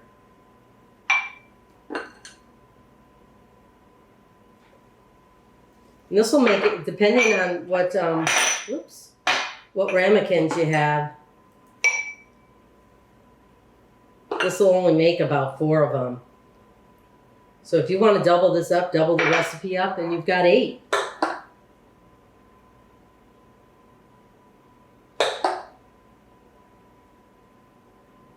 Okay. Of course, looks like I got some cleaning up to do before I actually add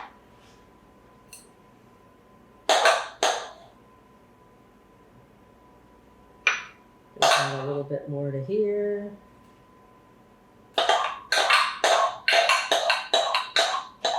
And as tempting as it may be to taste this right now, it does have raw yolk in it. But then again, okay. So this made about 4 of them.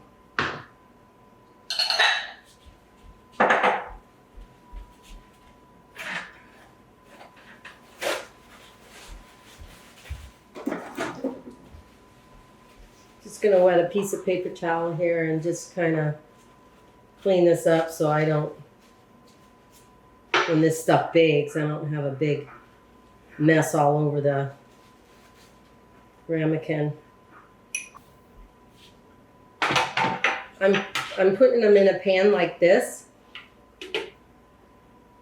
and because these are a custard, the hot water bath will kind of help them create some moisture within the oven, but also help them to cook evenly as well.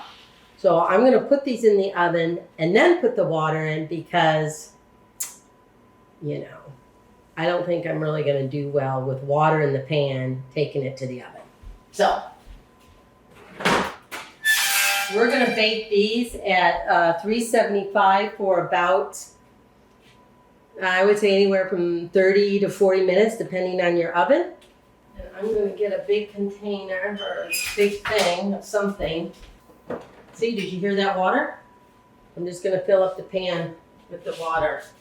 Okay, so I'll see you guys back here in about 35 minutes. Well, anywhere of 30 to 40 minutes. And then what we're going to do right after that, I'm going to take it out of the oven. I'm going to sprinkle some sugar on it. We're going to put them underneath the broiler. Go to the very top of the broiler as best you can, and we'll see how that works. So anyway, I'll see you in a few.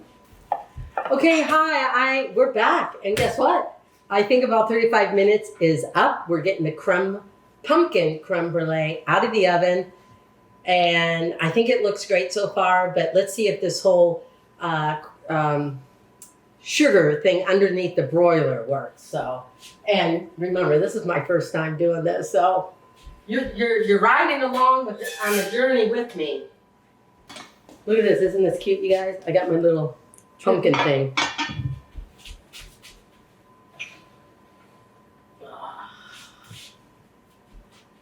Whoa! I think some of the hot water got on my oven there. Ooh.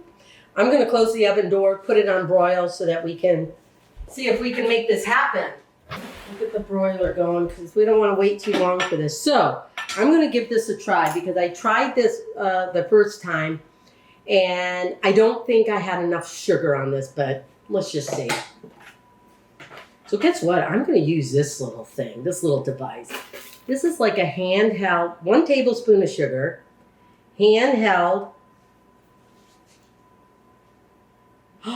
Look at, oh, I wish I could show you, but you guys, this thing is so hot. But it goes on evenly. I love this little handheld, I don't even know what to call it. Strainer? Sifter? Yeah, sifter. Oh, good job, Lisa. Sifter. I just call it a thingamajig. Okay. And we are going to see if layering the sugar like this instead of what I did on my first attempt goes a little better. So it's about a tablespoon or less. I think a tablespoon's a little much, but maybe half a tablespoon. How about that? Okay.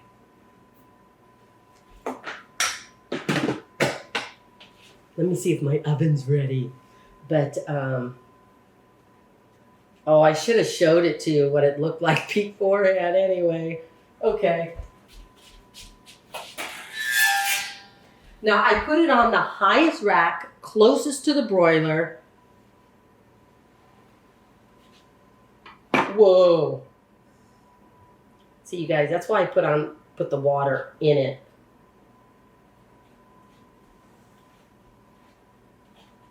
Ugh. Oh my gosh. Okay, because these ramekins were so high, I had maybe this much room between the broiler and the ramekin. Let's just hope I don't have a big explosion in my oven. Oh dear.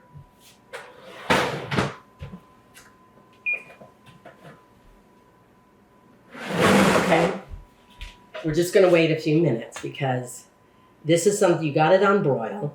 This is something that you have to pay attention to. Do not answer the phone. Do not do social media. Do not text. Tell your kids you gotta wait 5 minutes because the minute you leave the broiler, that's when catastrophe happens. And then you've got smoke coming out of your oven and then it's like burnt sugar and ooh, yucky, yucky. Okay, let's check it out. Oh, yes. Yes, that's what it's supposed to look like.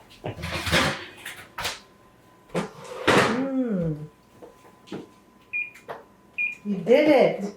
Okay, the thing that I would, I'm going to hold one up for one of you guys. The thing that I think a torch would be better is because you can evenly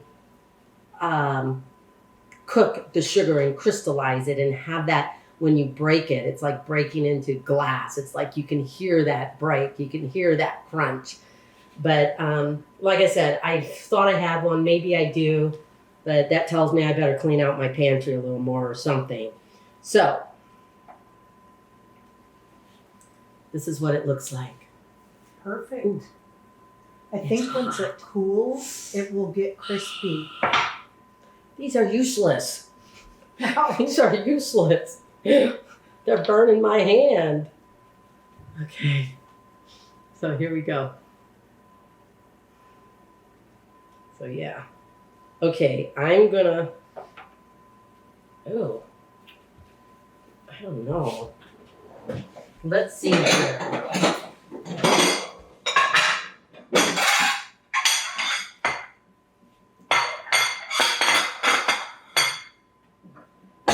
Whoa.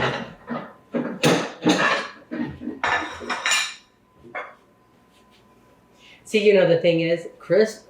The other recipe that I did before this was a pan-sear eggplant salad with buttermilk dressing. I know, but give it a try. It was awesome. It was delicious, and I loved it. Anyway, Chris won't try that, but I wonder if he'll try my creme brulee. That'll be interesting. Okay.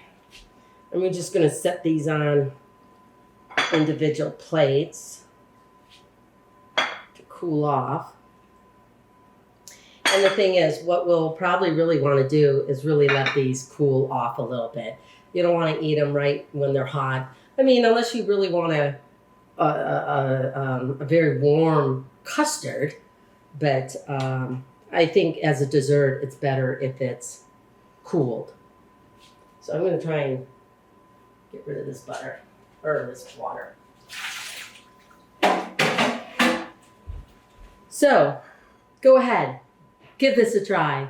Pumpkin creme brulee. Check it out over at amyroloffslittlekitchen.com or Amy Roloff's Little Kitchen YouTube channel. That's going to be a fun place to go to. So I hope you guys subscribe and keep watching and listening to all of those recipes that are out there that I've done. And give me your feedback if you've actually made it or if you think it looks good or something like that. But anyway, I'm going to let these cool a little bit and then we're going to come back and give it a try. Okay. Do quick. Well, so Amy Roloff, and I'm in my little kitchen, but guess who's joining me? Because, come on, we're not only friends, but she's my business partner as well. And so she's kind of like what I'm doing. So I love it. This is my creme brulee. Pumpkin creme brulee. Yeah, pumpkin creme brulee. Now, I've never made creme brulee before, but you know, it's coming into fall, and I'm kind of like a fall girl right now. I know. It's happening. You know, we're almost there. Well, this summer went by so quick. Too fast. But anyway, let's do this. So I just got done doing this. It's been in the refrigerator for a while, and that's really when you really want to taste creme brulee, unless you want a warm custard. But or you want to cool your creme brulee and then do the sugar topping. You can definitely do it in the oven underneath a broiler. But for the life of me, I thought I had, you know, one of those little torches things. So I'm going to have to check my pantry again. But if not, I kind of like the torch thing. I think you have more control and it kind of browns the sugar a little quicker and stuff like that. So anyway, let's give it a try. Let's listen. Oh, wait a minute. Okay, go on. Did you hear that? It crunches. It did. Okay.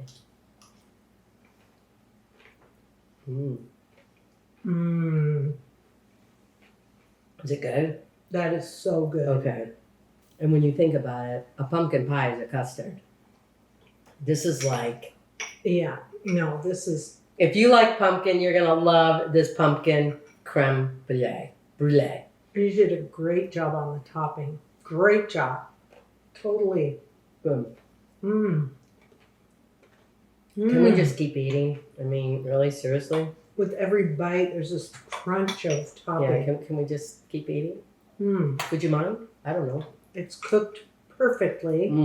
See how creamy? If you want this recipe and a whole bunch of other recipes, go check out my YouTube channel, Amy Roloff's Little Kitchen. I would love for you to go there, subscribe, look at the videos, look at the recipes. We're going to be doing some other stuff with Amy Roloff's Little Kitchen, you know, doing, you know, whatever you want to do. You get to pick and choose. And so anyway, pumpkin creme brulee. Awesome. Over at Amy Roloff's Little Kitchen. Enjoy. So from my kitchen to yours, until next time, we'll see you later.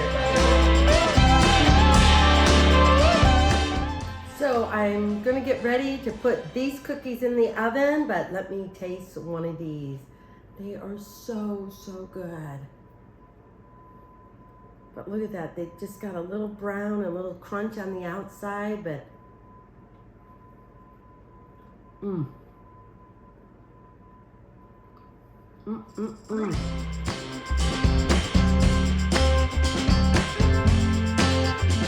Hi everyone, I'm Amy Roloff, and this is my little kitchen, so thank you for joining me.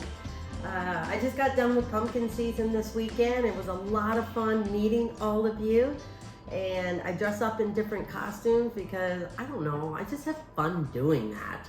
So anyway, it was great seeing y'all. I hope you guys are enjoying your fall. Today in my little kitchen, we're gonna make pumpkin oat chocolate chunk cookies. That's a mouthful. But I say chocolate chunk because I use a chocolate bar chopped up instead of chocolate chips. But feel free to use chocolate chips. That'll work perfectly fine as well. I just think the chocolate bar melts the chocolate chunks melt a little bit better. And when the cookie is done, they stay softer instead of hardening up like a chocolate chip can do. But anyway, it may be depending because I might cook my cookies too long. I don't know. But we're gonna make pumpkin oat chocolate chip cookies because it's all about pumpkin. I love pumpkin. And I use pumpkin puree, not pumpkin filling. So the other thing I say too is that though this video, I try and have my recipes talking wise close to what the recipe is or accurate, but please follow the recipe online. You can always get all my recipes online with the video. It's all good. So anyway, let's do this. I've got 1 cup of butter. That means 2 sticks. Room temperature, softened, makes life easier. 2 eggs, but it's really 1 egg and 1 egg yolk. Makes a little richer cookie. I have 2 cups of flour. I have about 1 cup and 1/3 of oats, I think. I have about 1.5 cups of brown sugar. I have, I think, around 1/2 cup of white sugar. Let me see, did I get that right? Yes, I have about a 2/3 cup of white sugar and about 1 1/3 cups of brown sugar. I have about 1/2 teaspoon of baking powder. I have about 1 teaspoon of baking soda. I have 2 teaspoons of cinnamon, 1/2 teaspoon of ginger, but on the spices you can vary it. And the other thing, see, I told you, I gotta look at my notes. The other thing, you can also use pumpkin pie spice. I would probably go at least 2 teaspoons of pumpkin pie spice, but also add an extra teaspoon of cinnamon. But I choose to go separately. So let's do a little bit of nutmeg in there too. Maybe a 1/4 teaspoon because nutmeg can be powerful just like ginger can. But this is about 1/2 teaspoon of ginger and 2 teaspoons of cinnamon. So I'm just gonna do a couple of scrapes here. And I think that's about it. Oh. You can use powdered nutmeg too, but I tell you, I love using the nutmeg nut. It just smells so nice. I love all of these warm spices. I don't know where my jar went. I'll just put that right on the corner there. Okay, are we ready to go here? I have about just a little less than a cup of pumpkin puree. So anywhere from 3/4, but definitely no more than a cup of pumpkin puree. And I'm debating on this one whether I should use vanilla or to make this cookie, I don't know, just really a little bit more fall. I might add a teaspoon or whatever of maple syrup. So, and this is pure maple syrup, not, other maple syrup. This is like pure maple syrup. So it's got a lot of flavor. It's got that nice, warm, rustic flavor to it. So I'm gonna try that. We'll see how it goes. Hopefully they'll taste good. So anyway, okay, we'll get going. So we're in my kitchen, my little kitchen, making pumpkin oats chocolate chunk cookies. So let's get our butter going. We're gonna cream that. Oh yeah, let me get my little spatula so I can scrape down the sides of the bowl.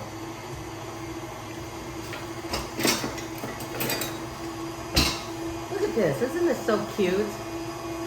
I just love having fun stuff in my kitchen,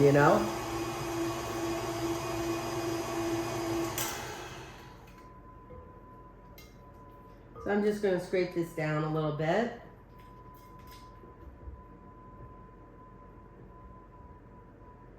Okay. Get it all creamy. I'm going to go ahead and add in my brown sugar and my white sugar. I almost added the flour. Yikes. Let me get that to, whoops. And then I'm going to go ahead. No, this is what I'm going to do.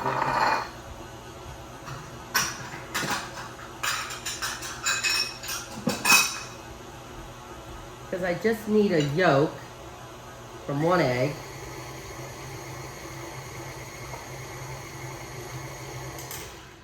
I'm going to scrape down the sides again.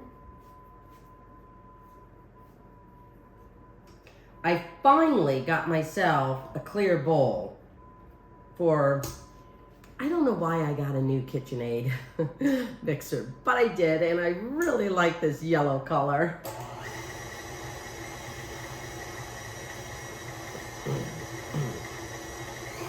So we're just going to let this go for a minute, just so it gets really nice and blended and creamy. Okay, I think we've got this creamed enough. I'm going to add in my egg, or eggs, I should say.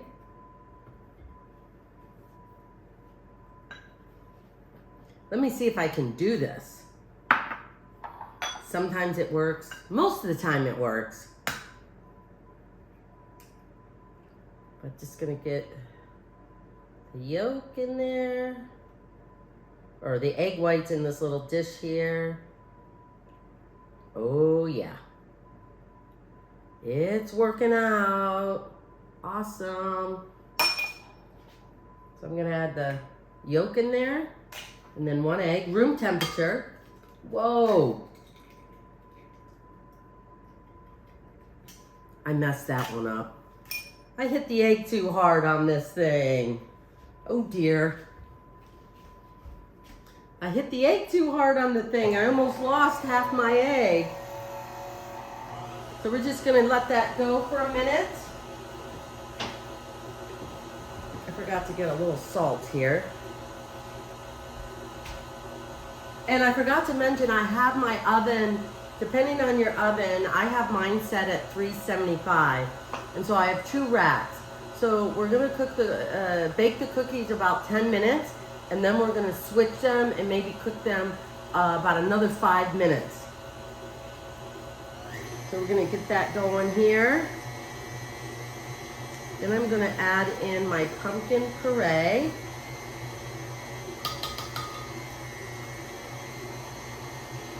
Geez, I gotta get a spoon. Get the rest of it out.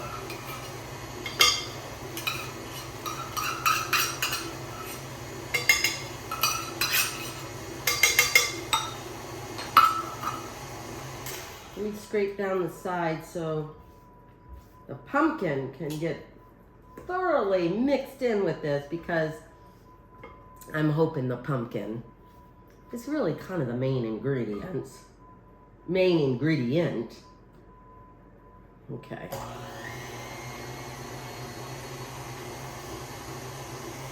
I think I got everything. And then I'm just gonna add in maybe, let's get a,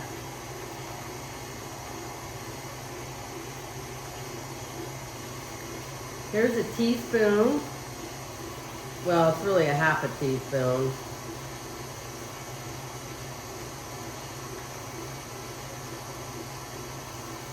So we're gonna add 1 teaspoon of maple syrup. I mean, these are gonna be like good cookies, I think.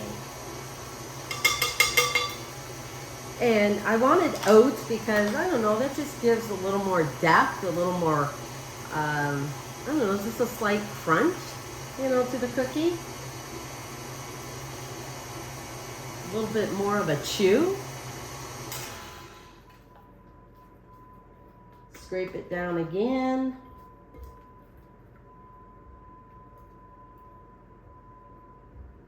Whoa. I guess I should do this, huh? Well, maybe not. I'm good.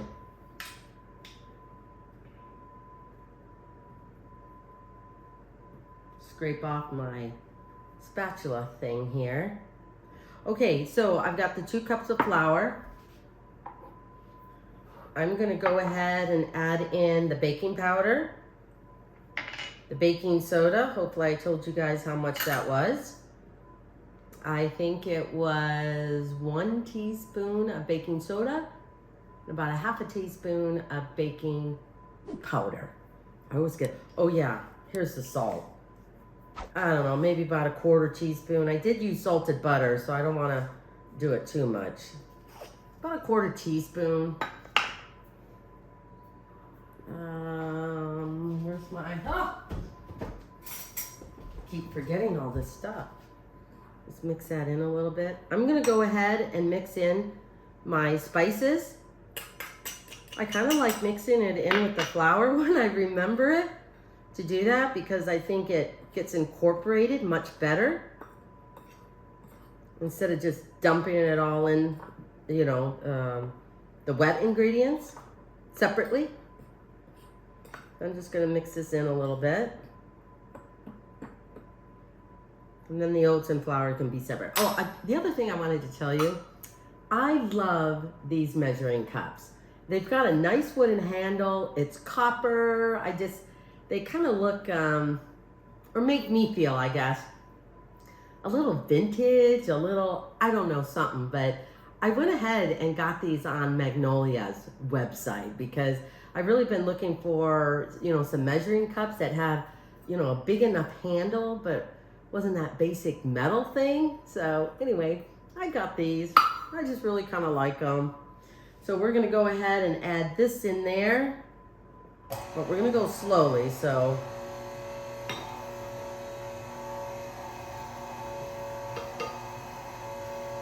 I'm gonna go ahead and add in the oats. Hopefully they all get mixed in there.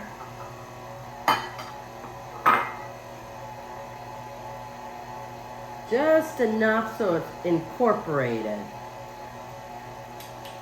Oops, did the wrong one. I just want to make sure there's no flour left on the bottom. Sometimes the beater doesn't get all the way to the very, very bottom and scrape the bottom. So yes, this is what I do, you guys, because I think there's so much goodness left on the beater that I like to scrape my beater off. I'm sorry to say, but I really do with my cakes, and I should really make cupcakes too. It's been a while since I've made cupcakes or anything like that. So I think this is done. We're just gonna make sure the bottom is incorporated, and it feels like it to me. Now we're gonna add, oh, I forgot to chop up the rest of this, where's my knife? There we go. I forgot to chop up the rest of this chocolate here. So if you want big chunks, little chunks, you know, you make up your mind on that one.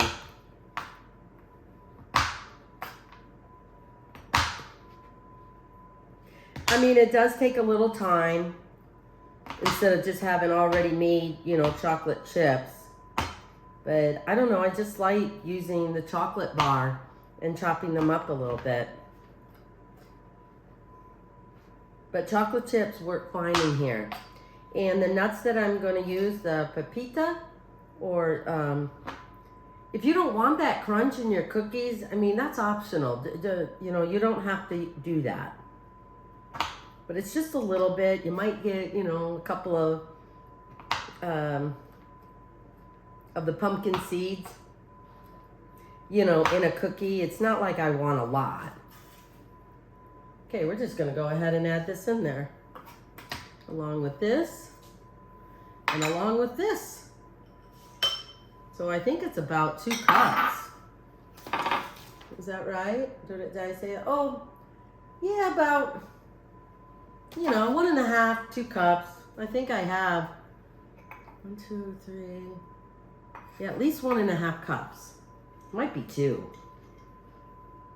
So I'm gonna fold these over.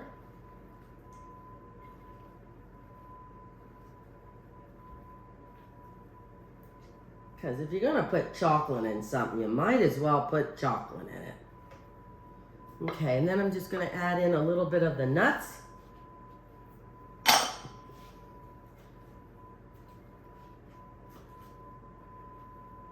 Because I like a little crunch in my cookies. So like for a sugar cookie, no. Snickerdoodle cookie, no. Well, Snickerdoodle, I wouldn't mind like a little chopped up almond, sliced almonds, just a little broken up a little bit and just put a little topping on that. But you know, Snickerdoodles, you know, the traditional kind, you don't have nuts in them. But you know, that's why I like cooking and, you know, some baking, because you can kind of make it your own. So anyway, okay, I'm gonna clean this up a little bit and I'll get our baking sheets out. Okay, this is what my dough looks like. You can see the specks of chocolate and some of the nuts. It's gonna be really good. Okay, I've got my cookie sheets here ready to go. I guess I should have taken this down or out of here. Ugh. And so I think for these cookies, just be careful because they may spread a little bit. So I'm gonna pile them or scoop them just a little bit higher and not flatten them out. So let's see how that goes. So I'm just gonna take, for some reason, I'm not a fan of the cookie scooper. I don't know, maybe I'm just not doing it right, but it just never seems to work as well for me. So I'm just gonna use a tablespoon and another spoon to help me scoop it out. So I'm gonna get these all ready. So it's about a tablespoon. Just gonna kind of round it a little bit so they're not all squirrely.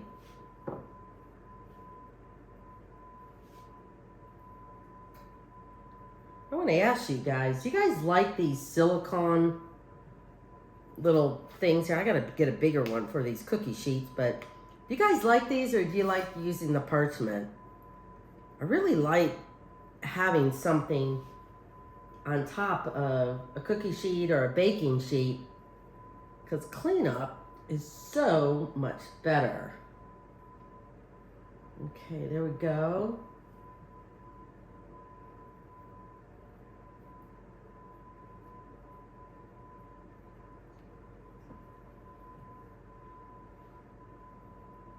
And if they do spread out after you take them out of the oven, just kind of use something like this just to kind of scoot the edges in.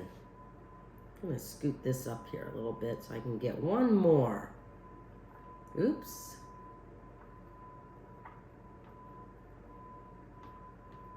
All right. Oh man, they smell so good, you guys. Okay. This one probably needs a little bit more here. A little tiny. Okay, so I've got one to go. I'll do this one and then I'll come back. So I have them. I've got a little more cookie dough left. So I've got the cookies on the cookie sheet. And so I'm going to put them in the oven, double rack. So I'm going to cook them about 10 minutes on the rack and then switch it. Maybe cook them from 5 to 8 minutes, switch it, and maybe cook it another 5 minutes or more, just so they start turning just a little bit brown around the edges, but you still want it soft in the center. So here we go. Oops, I gotta get this.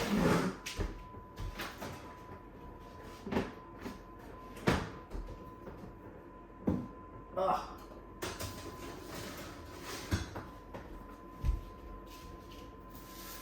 And hopefully they'll be good.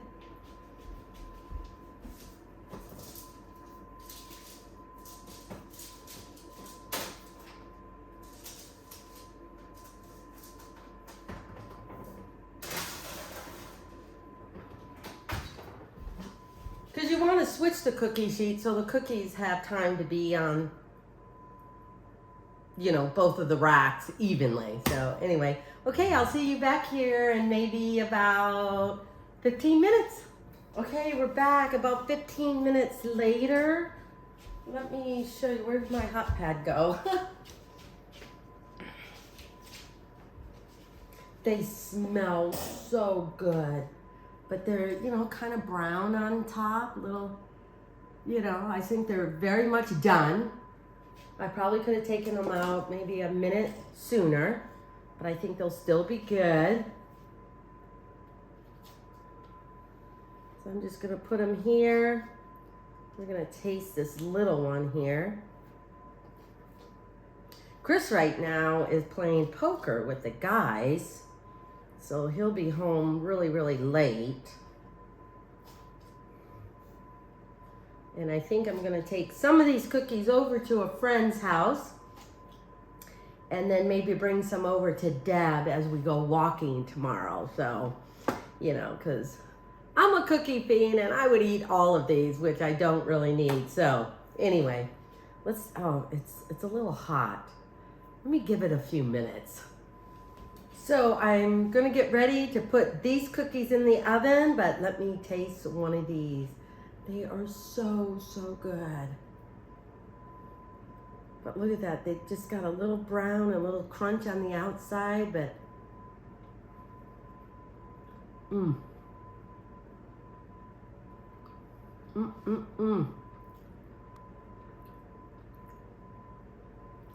I can taste the chocolate, the spices. Okay. The pumpkin. I really like these. Okay, here are the cookies. They're all done. They are so, so good. And here's the one that I have. Oh, it's just so good. And these are the ones, the last, that I'll stick in the oven and get ready to cook. Hi guys, I'm back. Finally got the cookies done. It's kind of the next day because this weekend at the pumpkin patch was kind of crazy, but it was great seeing all of you. Anyway, these are the pumpkin oat chocolate chunk cookies, and I tell you, they are so good. They are great coming right out of the oven, but with the nice soft chocolate, and I just sprinkled just a hint of sea salt on top of it. Oh, it even goes along with the pumpkin and the spices and that little hint of a crunch of the pumpkin seed nut. So anyway, these are really good.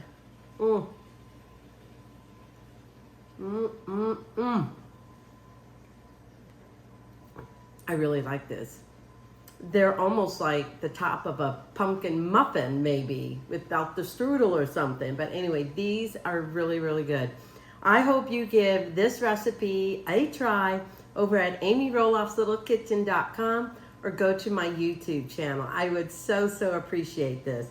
But we're in my little kitchen, so from me to you, I hope you keep cooking and baking and just having a good time in this wonderful place that gathers people around food and conversation. So anyway, thanks for joining me at my little kitchen. Until next time. So I'm just going to sprinkle on a little bit more nuts. Definitely a little bit more parm. And a little bit of parsley. So this is what I'm calling brown butter cream sauce with mushrooms, or well, spaghetti squash with brown butter cream sauce and mushrooms. I think it's gonna taste good.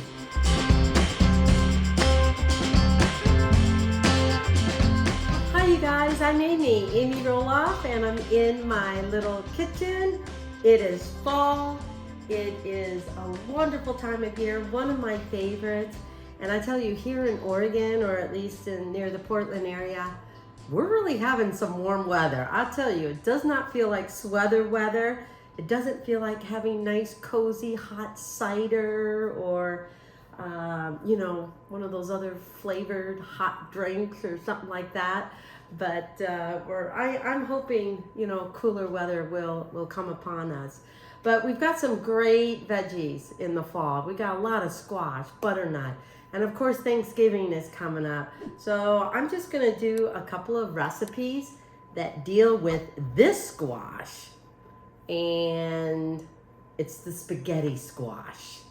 And I will tell you this, treat the spaghetti squash as if it's like spaghetti, meaning you can do almost anything with spaghetti squash that you would do with pasta. So if you want to put a little spaghetti meat sauce over it, go ahead. If you want to put like a creamy spinach, you know, kind of like vegetarian, you know, vegetable dish, side dish, go ahead. I mean, I love this. In fact, I try and keep a couple of them in my pantry so I can use it like in January, February, and March. Because I know in the grocery stores, we have this stuff almost all year long. But typically you plant it, or, you know, you take the seeds and, you know, you grow the plant in our home gardens, like about April, May, and then you get to pick your spaghetti squash come maybe September, August, maybe something like that. Maybe September, just like you do a pumpkin. Anyway, with this recipe, I'm gonna tell you the ingredients, or I'm gonna do my best. I'm gonna let you know the recipe and the ingredients as if you were using this whole spaghetti squash. But because Chris doesn't like spaghetti squash and I do, and there's only two of us here, I'm probably only gonna use half of the ingredients here, because I'm only going to use half of the spaghetti squash for one recipe, and on another video I'm going to use the other half for another recipe. So the recipe that I'm going to do first is kind of like a side dish, and this one is going to be kind of like a, well, you get a breakfast at any time of the day, but it's going to have an egg, chorizo, sausage or meat, and a little pico de gallo, you know, tomatoes, onions and stuff, but that we're gonna save that for later. Let's just focus on one. So let's get going, make something with spaghetti squash in my little kitchen. Okay, I was thinking I should have done this before, but spaghetti squash is just like most any other squash. You've got this little pulp here and seeds that you got to scoop out. So I'm going to do that. I'm going to cook them both at the same time. And the important thing about spaghetti squash is, depending on what you're making, make sure you try and cook it al dente, meaning you still get a little bite to that vegetable, which spaghetti squash is, but you don't want it all mushy. So try and make sure you don't overcook it. So I'm going to get all of this seed stuff out and some of the other stuff. Hang on. Okay. Sometimes it sticks to you. Okay, do I have a little, hang on here.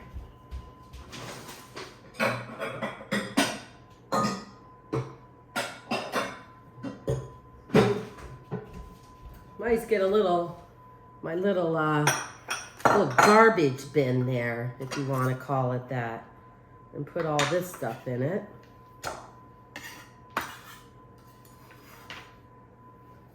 I'm using my knife instead of my scraper. I'm not sure why, but anyway, you want to scrape it all out. I'm going to cook both of these at the same time. And they're going to go in the oven at about 400 degrees. And you're only going to cook it anywhere from about 20 to 30 minutes. And a lot of that will depend on the size of the squash. I don't think, these aren't small, but I don't think they're overly big either. So I'm going to kind of test it out at 20, and it might go 25. I definitely want to make sure that, see how stringy it is? I tell you, it looks like spaghetti when you're done with it. Let me see what I have in my notes. I want to make sure I give you guys the right thing here. Yeah, about 425, and yeah, anywhere from like 25 to 30 minutes. 25, 30 minutes, depending on your oven too.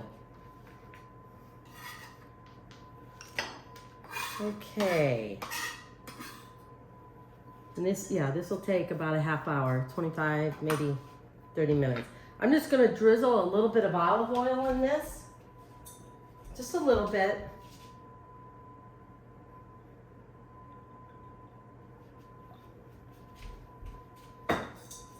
And then I'm going to, sometimes my ingredients are too far this way that I can't reach them because I like having everything by me. So I'm gonna salt and pepper it.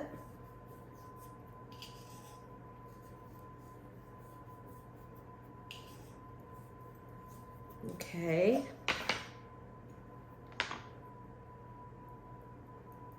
Oops. Put a little too much pepper on that one. You just want a little bit. But you definitely want to salt and pepper it to give it some flavor. I've got a little baking pan here that I've got some parchment paper in. And I'm going to turn these upside down because the steam will help cook the squash as well. And the insides won't exactly get roasted or dry out. Okay, so I'm going to put it in the oven at a 425 and they're going to bake until about 25 to 30 minutes. But in the meantime, we'll get the other ingredients ready so when this is done, we'll be able to have everything done.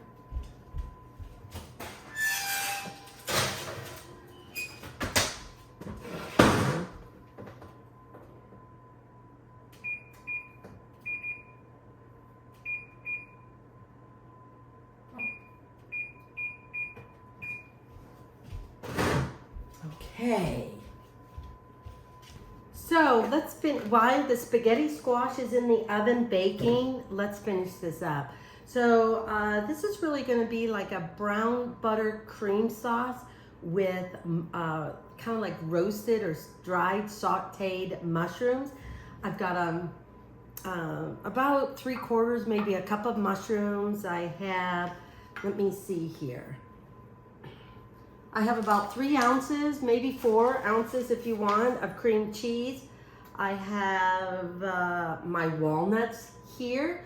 I toasted them a little bit, but then they will get incorporated in the brown butter. The one thing about brown butter, you really have to pay attention because you don't want the butter to burn. You don't want it to taste burnt. So that's why I'm giving you all the ingredients over there because we're gonna head on over to my stove here before my phone dies. And then, so cream, it's a little cream cheese, it's a little bit of milk, it's a little bit of parm. I have about a 1/4 cup, maybe a 1/3 cup of Parmesan cheese, a little bit of salt and pepper, about a cup of mushrooms, maybe about a 1/2 cup, maybe a 2/3 of a cup of chopped up walnuts here. And I forgot to get my sage. I wanted a little sage and a little thyme to go on this, and then we're just going to garnish it with a little bit more parm and a little bit of parsley. So I thought that would be a really nice side dish to go with chicken or boneless pork loin, roasted or whatever you want to do there. What else? I mean, it could go good with steak too, or kind of like a nice hearty fish like a halibut or a cod. But anyway, I just thought this recipe for the spaghetti squash would be a nice side dish. So we're going to take all of these ingredients and we're going to head on over to the stove. So what I'm going to start with first is just drizzle just a little bit of oil in my saute pan here. I'm going to put it on like medium-high heat. And I'm really just going to brown these mushrooms. I really wanted them kind of get a lot of their flavor out, but I'm not adding salt because the salt will draw out their water. And the mushrooms will be like soft and wet, where here they'll have this nice earthy roasted kind of flavor to it. Because they'll get plenty of salt later. So we're just going to take the time to do this. And really I just sliced them, took a mushroom, kind of sliced them in half, and then did them in half again, or a third. So each half was sliced in thirds. So we're just gonna brown these. Yeah, put it on medium, high heat. But watch them, because obviously you don't want the mushrooms to burn. And so this recipe is really, really easy, but it just has some layers of steps to it. And we're all gonna do this in one pan. Because after the mushrooms are cooked, I will take the mushrooms out, saute the onions a little bit, and then we'll get into the brown butter, and then we'll create the cream sauce and then we'll incorporate all the ingredients in that cream sauce, so it's really kind of mixed in with the spaghetti squash, and the nuts are a topping.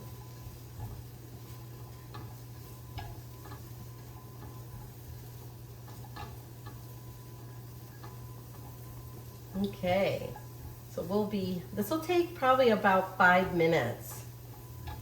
5 minutes, depending on how high you have it on or how many mushrooms you have. This will probably take anywhere 5, maybe 8 minutes. Okay, I'm gonna bring you a little bit over to the mushrooms so you can see how they're browning. And so these are turning out really nice. Just kind of wanted that nice earthy roasted. So maybe about a minute more. Sometimes I get too impatient.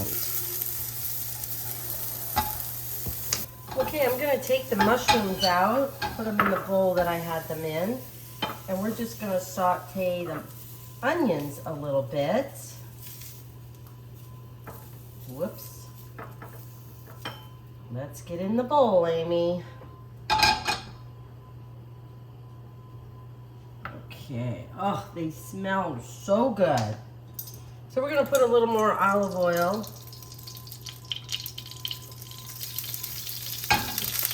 Might be a little, whoa, there must be some water in there from the mushrooms. It's a hot pan. So we're gonna put a little bit of the onions in there, or all of the onions, I should say.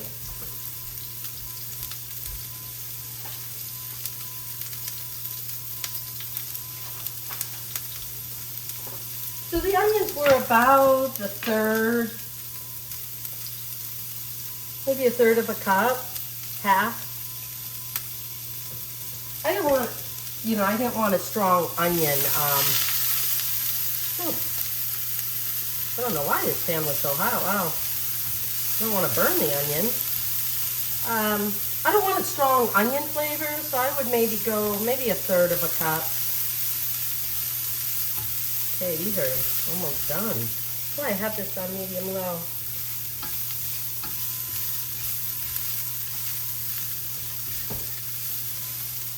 Okay.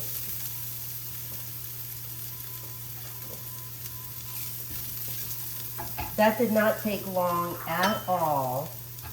So we're just gonna put our onions in there, because I either had the pan on too hot, because they're definitely browning. I don't want them to burn.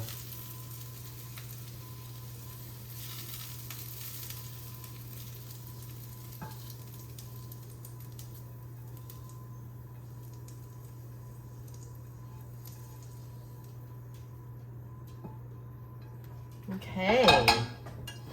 So now it's time for the butter. Now this is where you have to pay attention.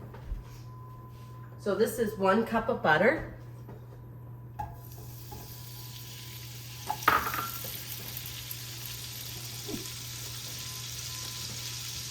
I have it on low because I think my pan is a little hot. So I have it on very low right now.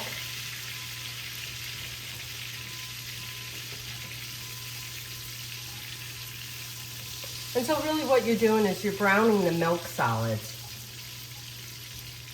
But oh, it is so nice. I love brown butter frosting, making other sauces with brown butter. Kind of a new thing for me, really, because I never did brown butter before. But like chocolate chip cookies and other things that you can do with brown butter. It just has this really nice, nutty, you know, roasted. It's really hard to describe, tell you the truth. I'm just going to turn this up slightly now that my pan has cooled down. I will tell you this, it's one of the reasons I love a gas stove. If we were to move from this house, I will do almost anything to have like a gas stove. I've been cooking on a gas stove for so long, I would have a hard time probably going to electric. So this can take anywhere from 5, 10, maybe 12 minutes because you really want to cook it and brown it slowly. And once this begins to just brown, I'm going to add in the garlic. So I'll see you back here when it's all done. But we're going to have brown butter here, if you can see it.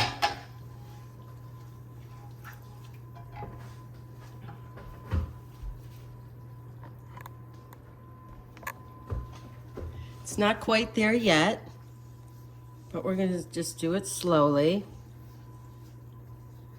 It'll take some time, but that's okay because, oh, it's just so good, so delicious. It just flavors your dish in a completely different way.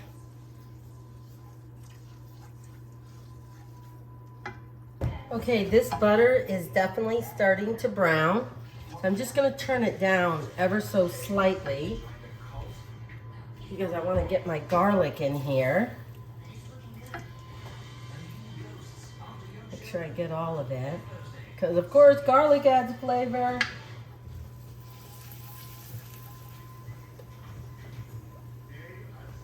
And I can already, oops.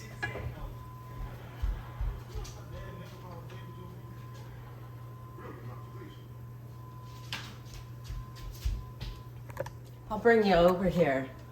So my butter is definitely browning. I don't know, can you see it? Believe me, it's brown underneath there. You see it as you swirl it?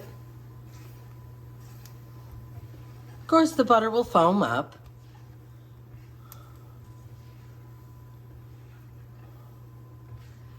Yeah, there you go. Can you see it there on the bottom there? Oh, this is, I tell you, this is so good, you guys.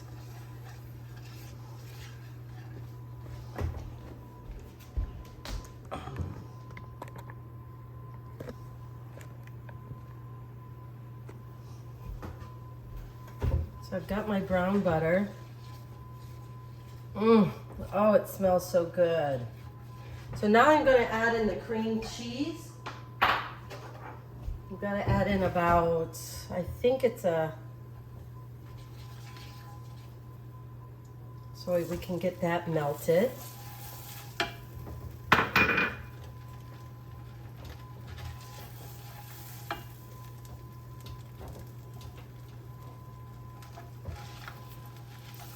Add the cream cheese, we'll get that melted. Then we're going to go ahead and add in the milk. I don't know, let me get a measuring cup for this.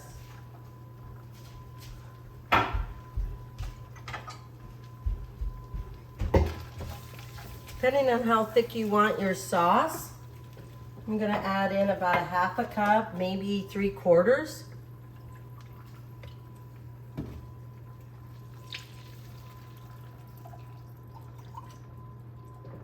This will help make our sauce all creamy. And it will help thicken it up, the cream cheese. And then when I add in most of the parm, I'm gonna reserve a little bit so that we can have a little bit of a garnish. But I want to kind of make a cream sauce like this and not like a bechamel or, you know, the like a roux and then add your milk to it. I wanted something a little bit lighter than that. Might have to get a little whisk.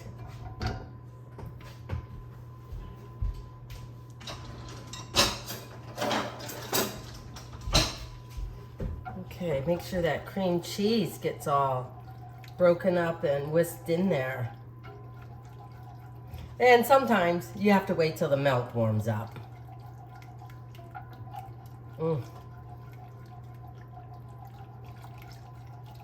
And if you find your sauce getting a little bit thick, just add in a little bit of more milk.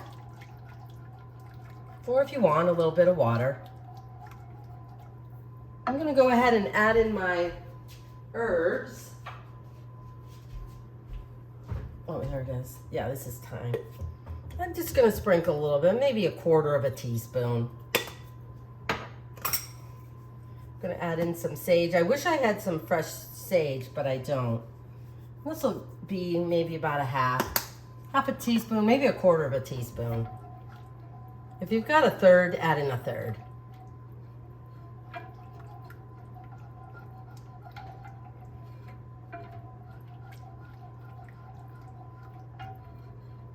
I'm gonna do a little taste here.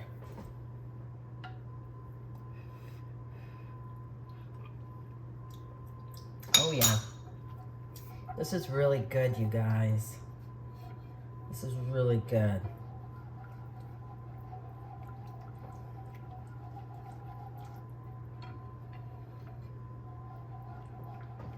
Okay, I'm gonna go ahead and add in my, I'm gonna add in just a little bit of Parmesan cheese.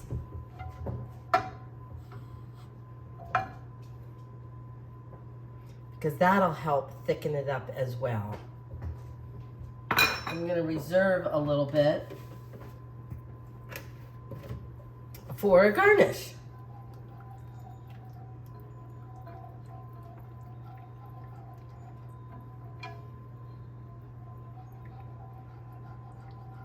I love thyme and sage, especially this time of year.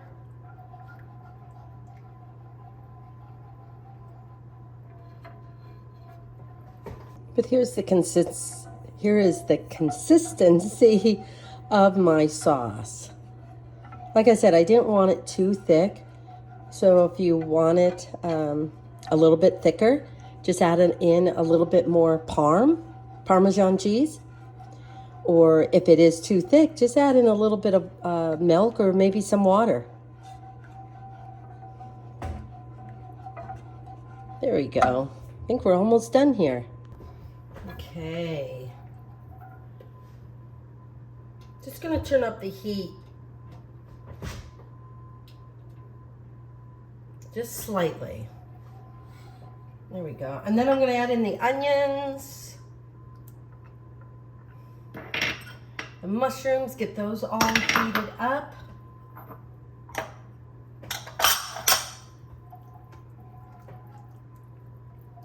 Oh yeah. And then I'm just gonna add in just a little bit of the walnuts. Because the walnuts are part of our garnish as well. So just a little bit of the walnuts, and they've already been toasted. You know, I sauteed them in a pan. Okay. Okay, this is really looking good. So I'm just gonna put this on low or keep it on low, and we're gonna go back over to the little counter over here, and then we're gonna start shredding the spaghetti squash when I take it out of the oven. But let me taste this again. Okay. Oh yeah. It's so good.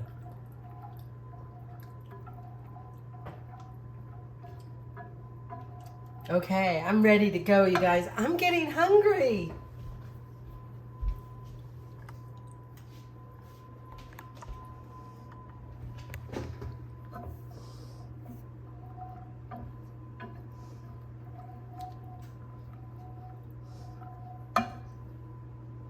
Okay, so my spaghetti squash is done. I'm gonna bring one of them over here.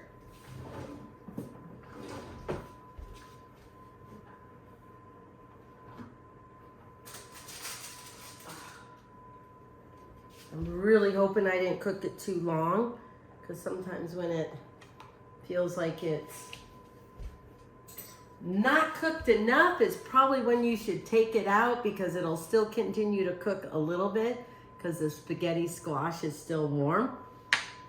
So I'm gonna put this half right in here and I'll show you how easy. I mean, look at that. Yeah, so this really only took maybe 20 minutes, 25 minutes to cook. It's still a little warm.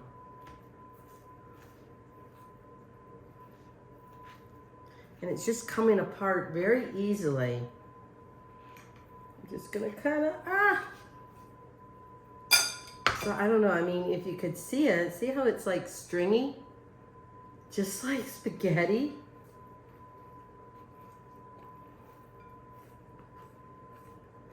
I wanna make sure I get all of that wonderful goodness. Okay, I'm just gonna put that in there. I'm gonna get another fork. Then I'm gonna just stir my sauce around a little bit. Oh yeah, that's still going good. Okay. I'm just gonna let this cool down for a little bit. I mean, I don't want it to turn cold or anything. I just want it to cool down just a little bit so the sauce and everything can kind of just mix in well with the spaghetti squash. Now, as a side dish, definitely if you're having more than 2 people, you'll need the whole spaghetti squash. But for just me, this will probably be 2 meals, 2 side dishes for me. But this is a great vegetarian meal. You can just add some other vegetables. And like I said, with spaghetti squash, I can make this into like a burrito bowl or black bean bowl, where I would add in some jalapeno peppers, black beans, a little bit of corn, chopped up tomatoes, top it with a little cheese. If you want to add a little meat to it, you can go ahead and do that. I mean, there's so many things that you can do with spaghetti squash. I mean, why don't people, oh, this is where I added too much pepper. Okay, so we got this all done. I've got some of my nuts and cheese.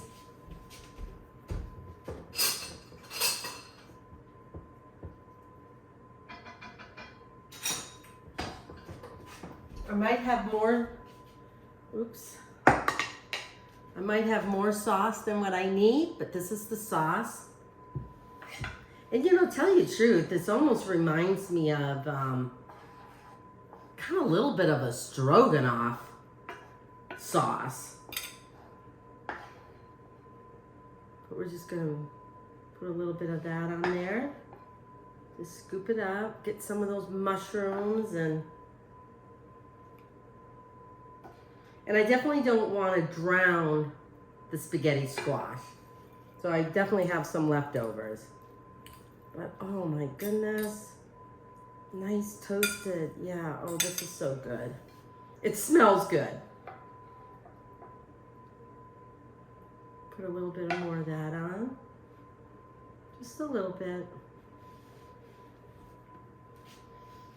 I don't want to burn my thing. And so I'm just going to sprinkle on a little bit more nuts.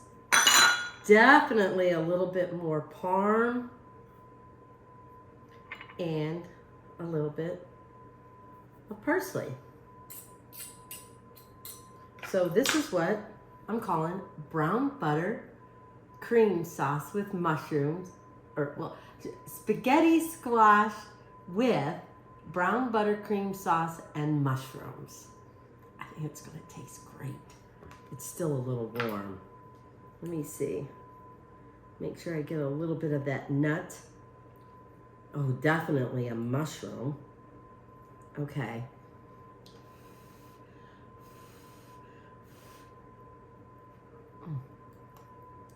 Mm.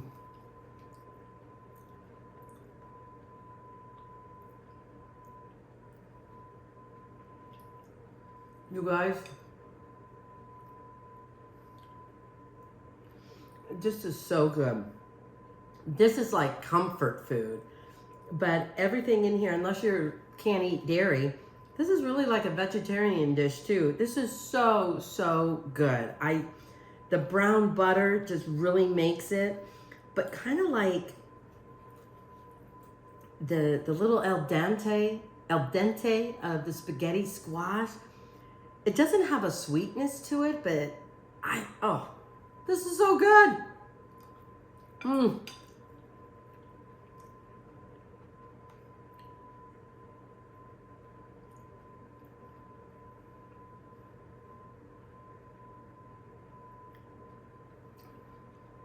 I didn't get all the seeds out.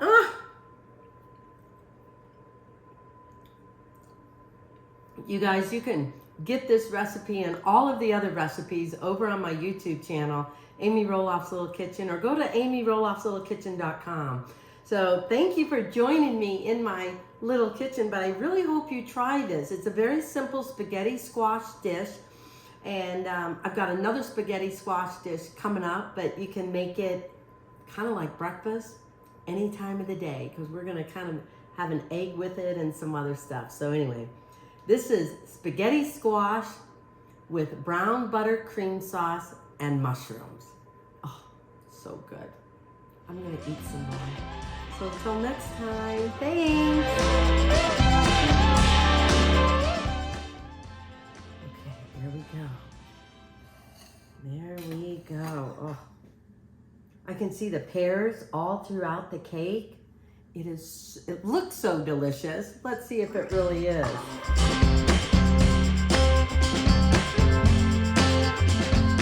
Hey, hi everyone. I'm Amy Roloff, and I'm in my little kitchen. I'm gonna throw that over there. Anyway, I'm in my little kitchen, and I kind of wanted to make, I wanted to do something with pears. You know, pears are in season. Oops. I always do that.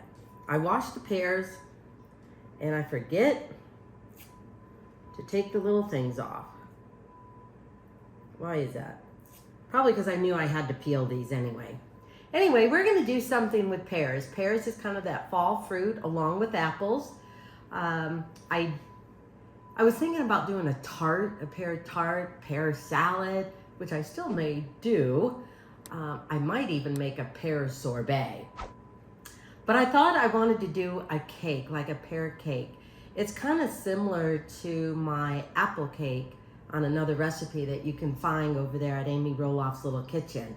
But this is a little different. I mean, everything's a little different. You can kind of use the same batter, but different spices and stuff like that. So anyway, we're gonna make a pear cake. I'm not using a lot of spices in this because I really want the pears to shine, but I am going to add in a little bit of ginger. In fact, this is what ginger looks like, fresh. Ginger looks like.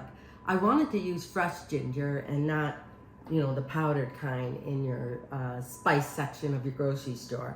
So I started peeling this, so I just got a little bit more to go. And I usually see it here.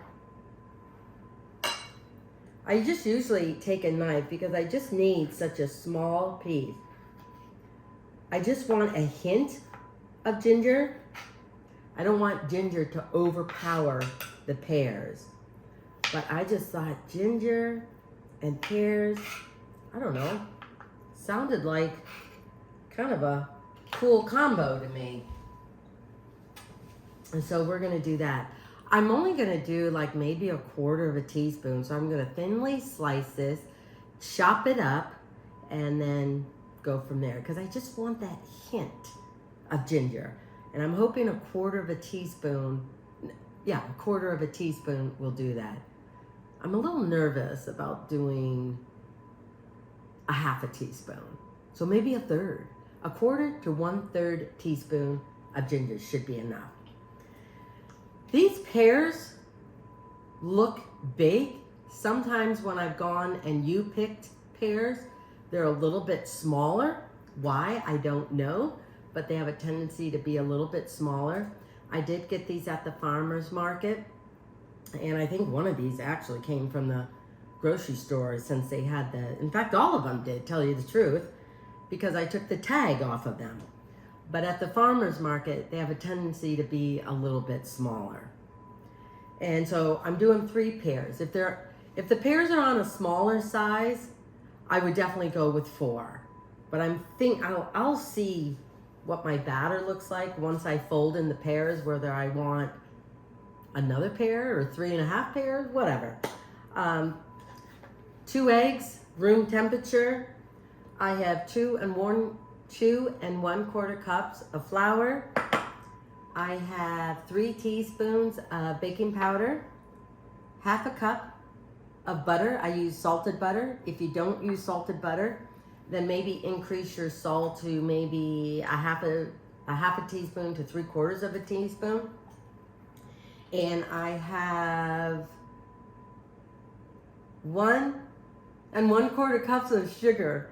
I'm trying to memorize this because I tell you guys, I need glasses to read, but I'm hoping I don't need glasses to do this. But one of these days, I might actually have to wear glasses when I cook. So this is 1 1/4 cup of sugar. Oh yeah, and then to create that flavor with a little bit of tang and not creaminess, but more tender cake, I'm using 1/2 cup of yogurt. All I have is Greek yogurt, so I only use 1/2 cup of Greek yogurt, whole milk, and then 1/2 cup of sour cream. So I'm hoping that will balance that out a little bit, but still give that richness, that really good texture to your cake. And I'm doing a little bit of vanilla. So let's get going. I think I've got everything. I hope. Oh yeah, and then we're going to dust it with powdered sugar once it's done cooking. And the one thing I thought would be kind of neat too is I'm going to use slivered almonds. Just to sprinkle a little bit on top of the cake, just to give it that little bit of crunch. And then to serve this, maybe a nice whipped cream. And you can just do just a hint of ginger in that if you want. Or just let the cake shine with the pear and the hint of ginger, and just have regular, without any flavors to it, whipped cream. So anyway, let's get going and let's make a pear ginger cake. Okay, I have my almonds ready here, and I'm using a spring foam pan. I have this size, and then I have a really small size, because I was thinking I really like cheesecake, and I'd make just a little itty bitty cheesecake for Chris and I, instead of making this whole big cheesecake. But I would probably prefer a little bit smaller size spring form pan than this, but I think this will do. I think this is your typical regular kind, maybe 10.5. It could be almost 12. I'd definitely go with 10.5, maybe 9.5. The one I have in my pantry is like 6.5. So anyway, we're gonna see if this one works. I did spray this with, like cooking spray. And for the first time, I'm trying a parchment paper on the bottom of this. I know a lot of other cooks and chefs do that.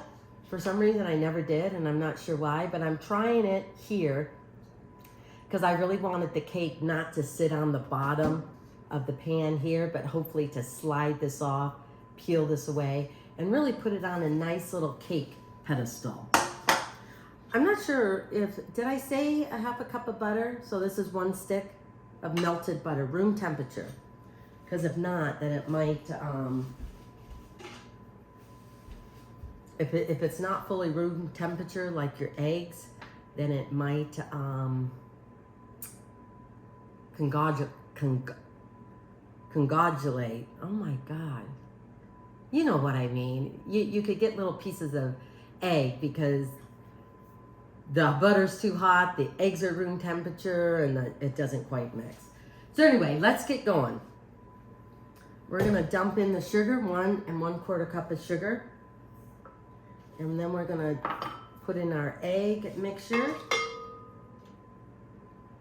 And like I said, all the ingredients, I really try and get as much out of the bowl as possible.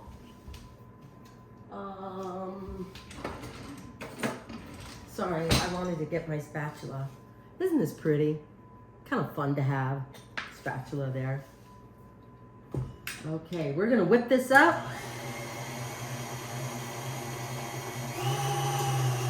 Till it's all nice and fluffy.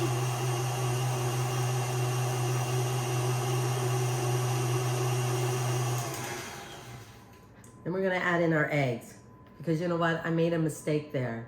Instead of the sugar and the butter, I really wanted the eggs and the sugar.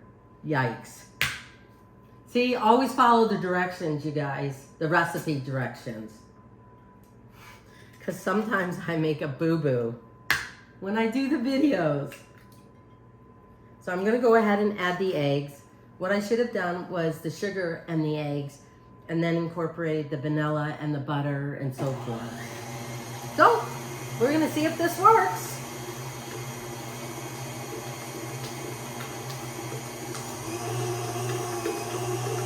I really want this nice and fluffy.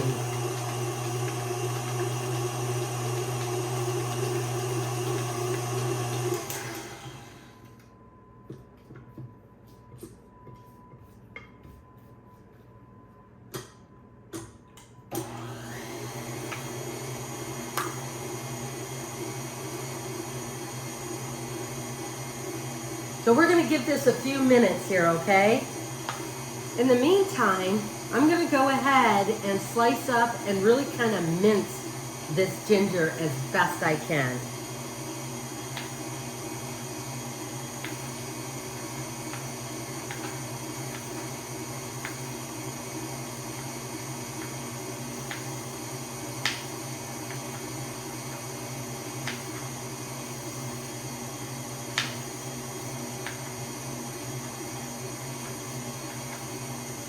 I think I'm gonna have to get another knife to kind of mince it.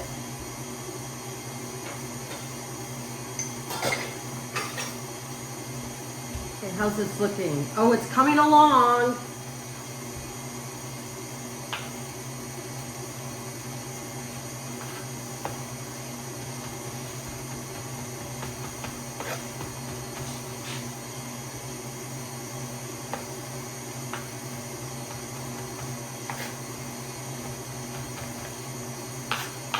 Kind of almost making a custard, the way it looks.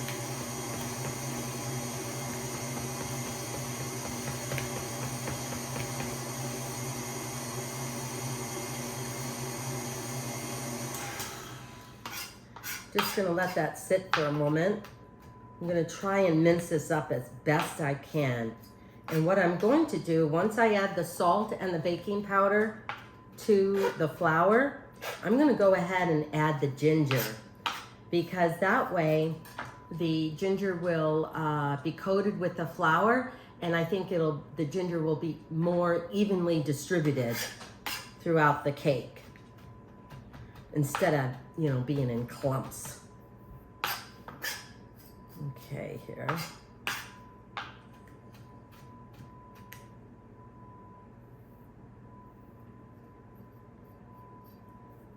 I don't want the ginger sticking to my fingers, you guys.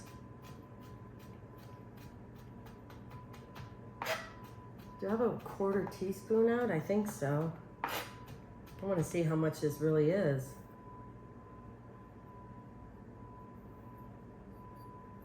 Okay. Here's about a 1/4 teaspoon. Okay, maybe we'll do a little bit more. How about a heaping 1/4 teaspoon? I'm not sure about a half. I'm gonna save this for something else. This will go good. This will go great, this leftover ginger. Like for, I'm doing a recipe right now for a pork loin noodle bowl, like a noodle soup bowl. So some of this ginger will really go nice once you create that broth for your ramen noodles. So anyway, don't worry, this will not go to waste. Ginger is way too valuable for that. Okay. I know I haven't cut the pears yet because I don't want them to turn brown. So I've got 2 1/4 cups of flour here. I'm gonna go ahead and add in my baking powder with just a little bit of salt. I don't know, maybe about a 1/4 teaspoon. Because my butter was already salted, so I don't want to add too much. Just gonna mix that in. And then I'm gonna go ahead and mix in the ginger.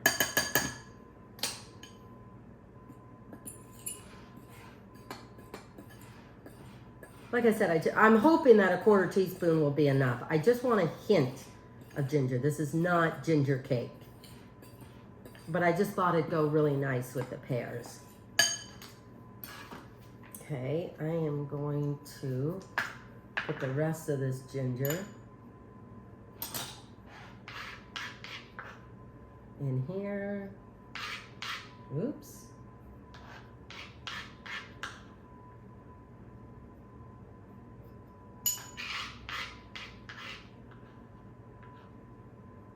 There we go. Okay, there we go. Okay, before I don't want this to sit too much longer, so I'm gonna go ahead and peel my pears. Now you guys may be able to do this a little better with a paring knife. Tell you the truth, I've never been good at that. I just find that my fingers and my hand weren't big enough. My fingers were too short, and I don't know, I just never found a way to really do that well enough. So I use a peeler for my apples and potatoes and carrots and anything else that may need paring. Paring for pears. Ah! Okay. Oh yeah. I think I gotta get a bowl for the pears. Whoops. Okay, there's one. I think this is easier because that way,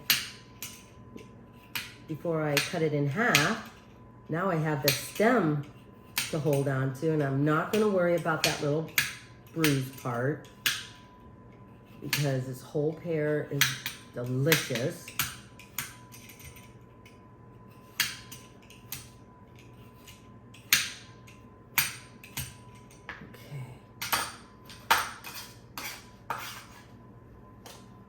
Should really get my scraper out. Oh my goodness, this one doesn't have a stem. It's like getting a pumpkin without a stem. It's still a good pumpkin. You can still carve it. In fact, I went out to the farm today because it's, October. I'm like 3 weeks late on decorating my house and front porch and everything. To see if I could go and get some pumpkins other than the weekend. That way, there's no one there, it's not crowded. And so yeah, I just picked up a few pumpkins, so I was glad I was able to do that. Getting ready for the holidays, people. And maybe I'll send you guys, or post some pictures on my social media. My decorations is for like the fall season, not necessarily Halloween. I never quite decorated my house really for Halloween. I did do a little bit when I was at the farmhouse, and we were doing pumpkin season, and the wagon rides would pass by the farmhouse. I would sometimes maybe have a skeleton, something that looked like a ghost or a black cat or something like that, but I don't get into a lot of the creepy, scary stuff. I just was never into that. Let me get a better knife here. So we're just gonna cut these in half. And I'm gonna core them. Maybe I'll get my paring knife for that. Making sure that the pear doesn't slip out of my hand. And then just to get a little bit of that pear off. Cut out the stem area. And then what we're gonna do is we're just gonna cut these in chunks, just little chunks.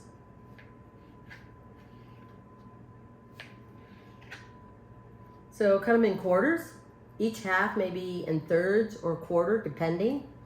Like I didn't really cut this equally. So we're just going to just slice them a little bit. If you find some pieces that are a little bit big, just cut it smaller.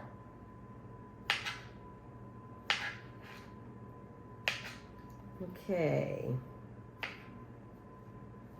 Because I want to really make sure, maybe I could have done this before I did that.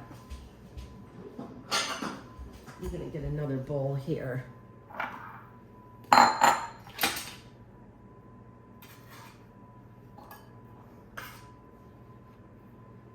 Okay.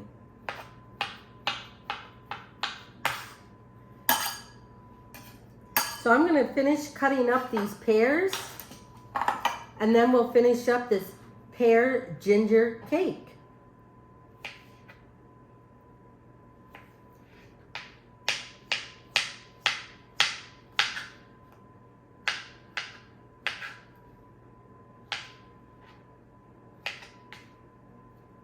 Okay.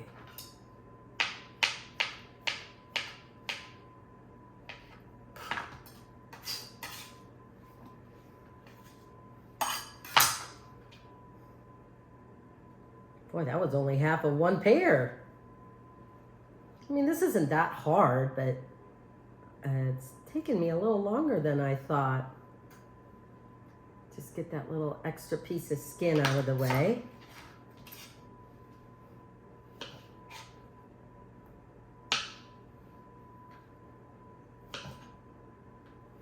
There we go.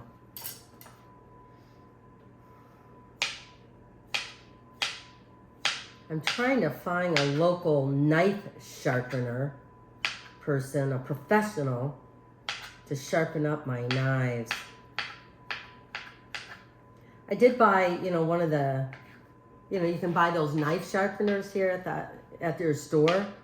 I just never think they do quite as well as a professional person. That, or maybe I'm doing it wrong. I don't know. Okay, I've got 2 more pears to go. I'll be back. Oops, I thought I had all my pears done. I'll do one more here. This is gonna be stuffed with fresh pears. I cannot wait to bake this.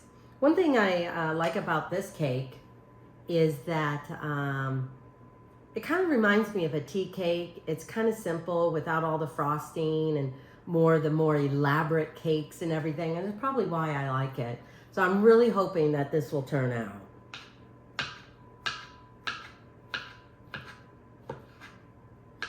So for me, I'm really glad I'm only doing 3 pears.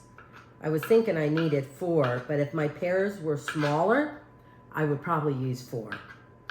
But these look like good sized pears. Because of pumpkin season, I really haven't been able to make it to the last few days of the farmer's market, which is chock full of gourds, all the different kinds of squashes and stuff, and pears and apples.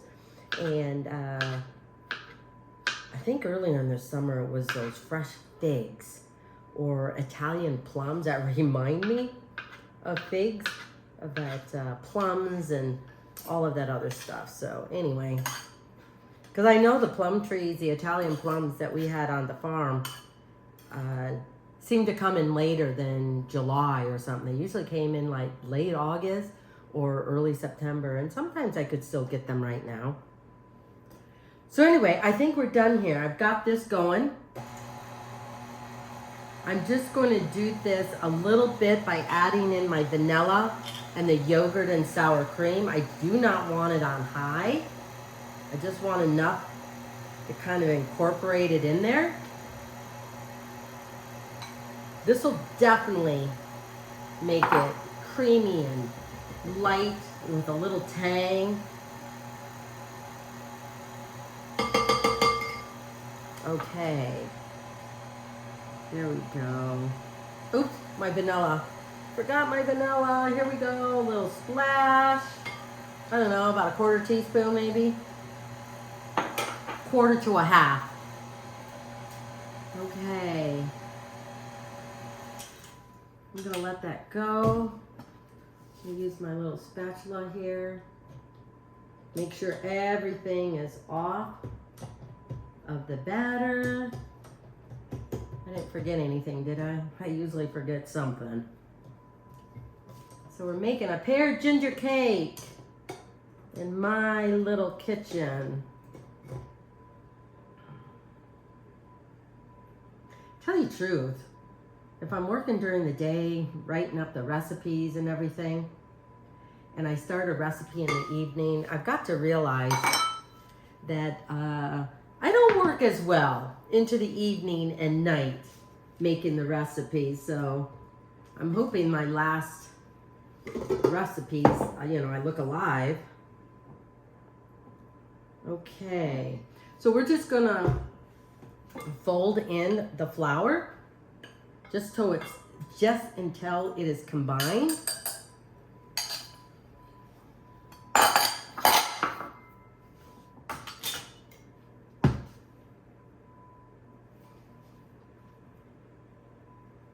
Because you don't want to over mix the cake.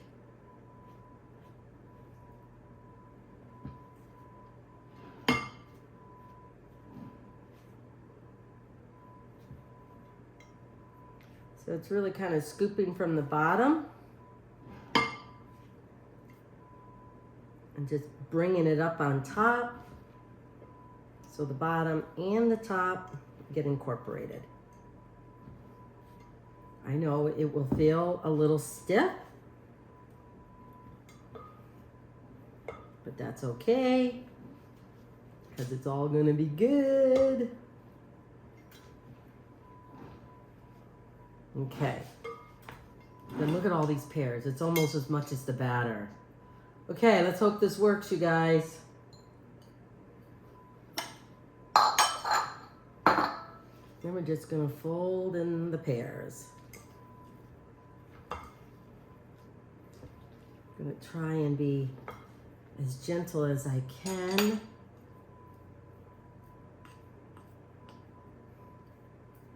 I almost feel like I need to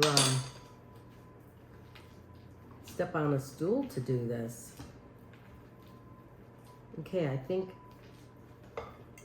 my pears are mixed in. Okay, we're gonna get my spring foam pan and then we're just gonna gently spread it out.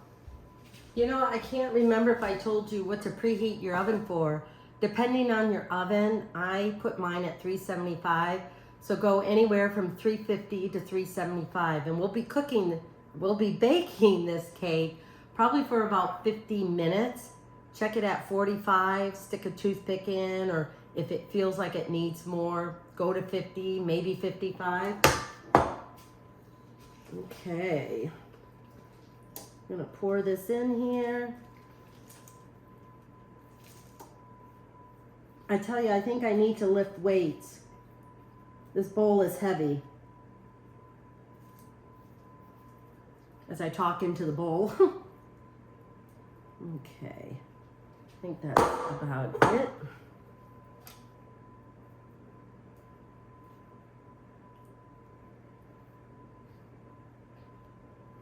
Okay, there we go. And I'm just gonna gently spread it out so I kind of have an even balanced cake.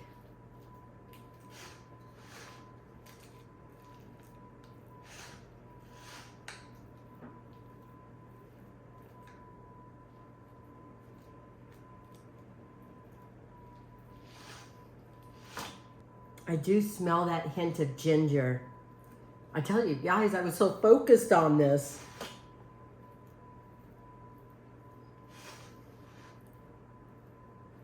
Now, if you find that your cake is getting brown on top faster than it taking the time to bake, just lightly put a foil over the top and that'll prevent it.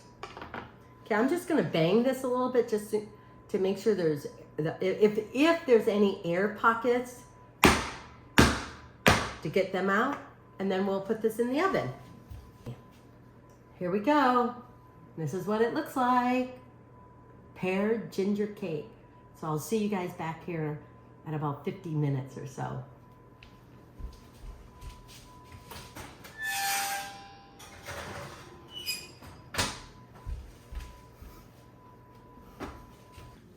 Okay, so I have this pear ginger cake out of the oven. It has cooled down. But the one thing I forgot to tell you guys before I put the cake in the oven is that I did just garnish it with slivered or sliced almonds before I baked it. So if you don't want the almonds on top of it, you know, you obviously don't need to do that. So anyway, it's all done, and what I'm going to do now is just sprinkle a little bit of confection sugar over this. But the thing I was thinking is that I do have this ginger, and there's just such a slight hint of ginger in this that I was thinking about using a little bit of this ginger all minced up and kind of mixing it in with the confection sugar. Boy, what is it with my words sometimes? I just don't understand. It'll still be a slight hint of ginger, and I don't think it'll be a problem.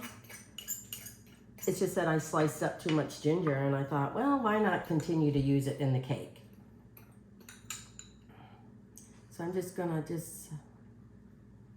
I'm not gonna overpower it with this.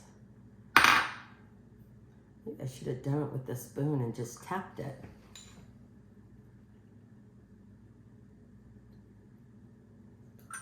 I think that's what I'm gonna do.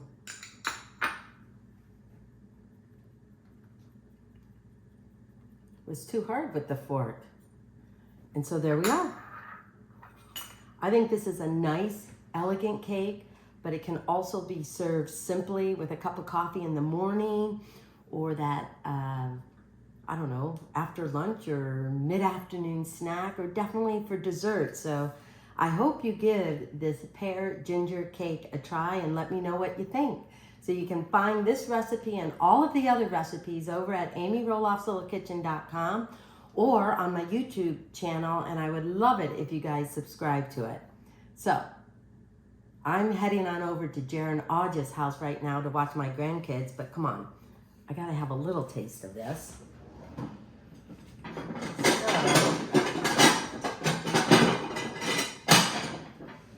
gonna slice it here.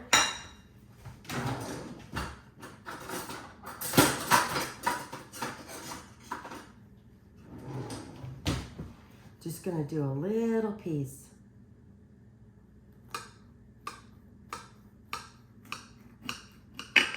And it's got this nice brown around the edge, so it'll give it that little crunch.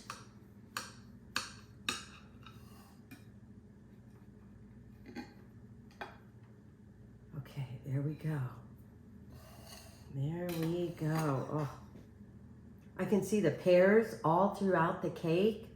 It looks so delicious. Let's see if it really is. I'm just gonna use this fork that I used to sprinkle.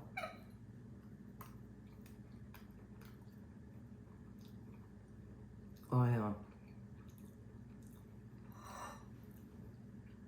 You can taste the pear, which I'm glad about. And then there is just a hint of ginger. The cake is still a little warm, which even makes it better. I'm gonna have another bite because I can't resist.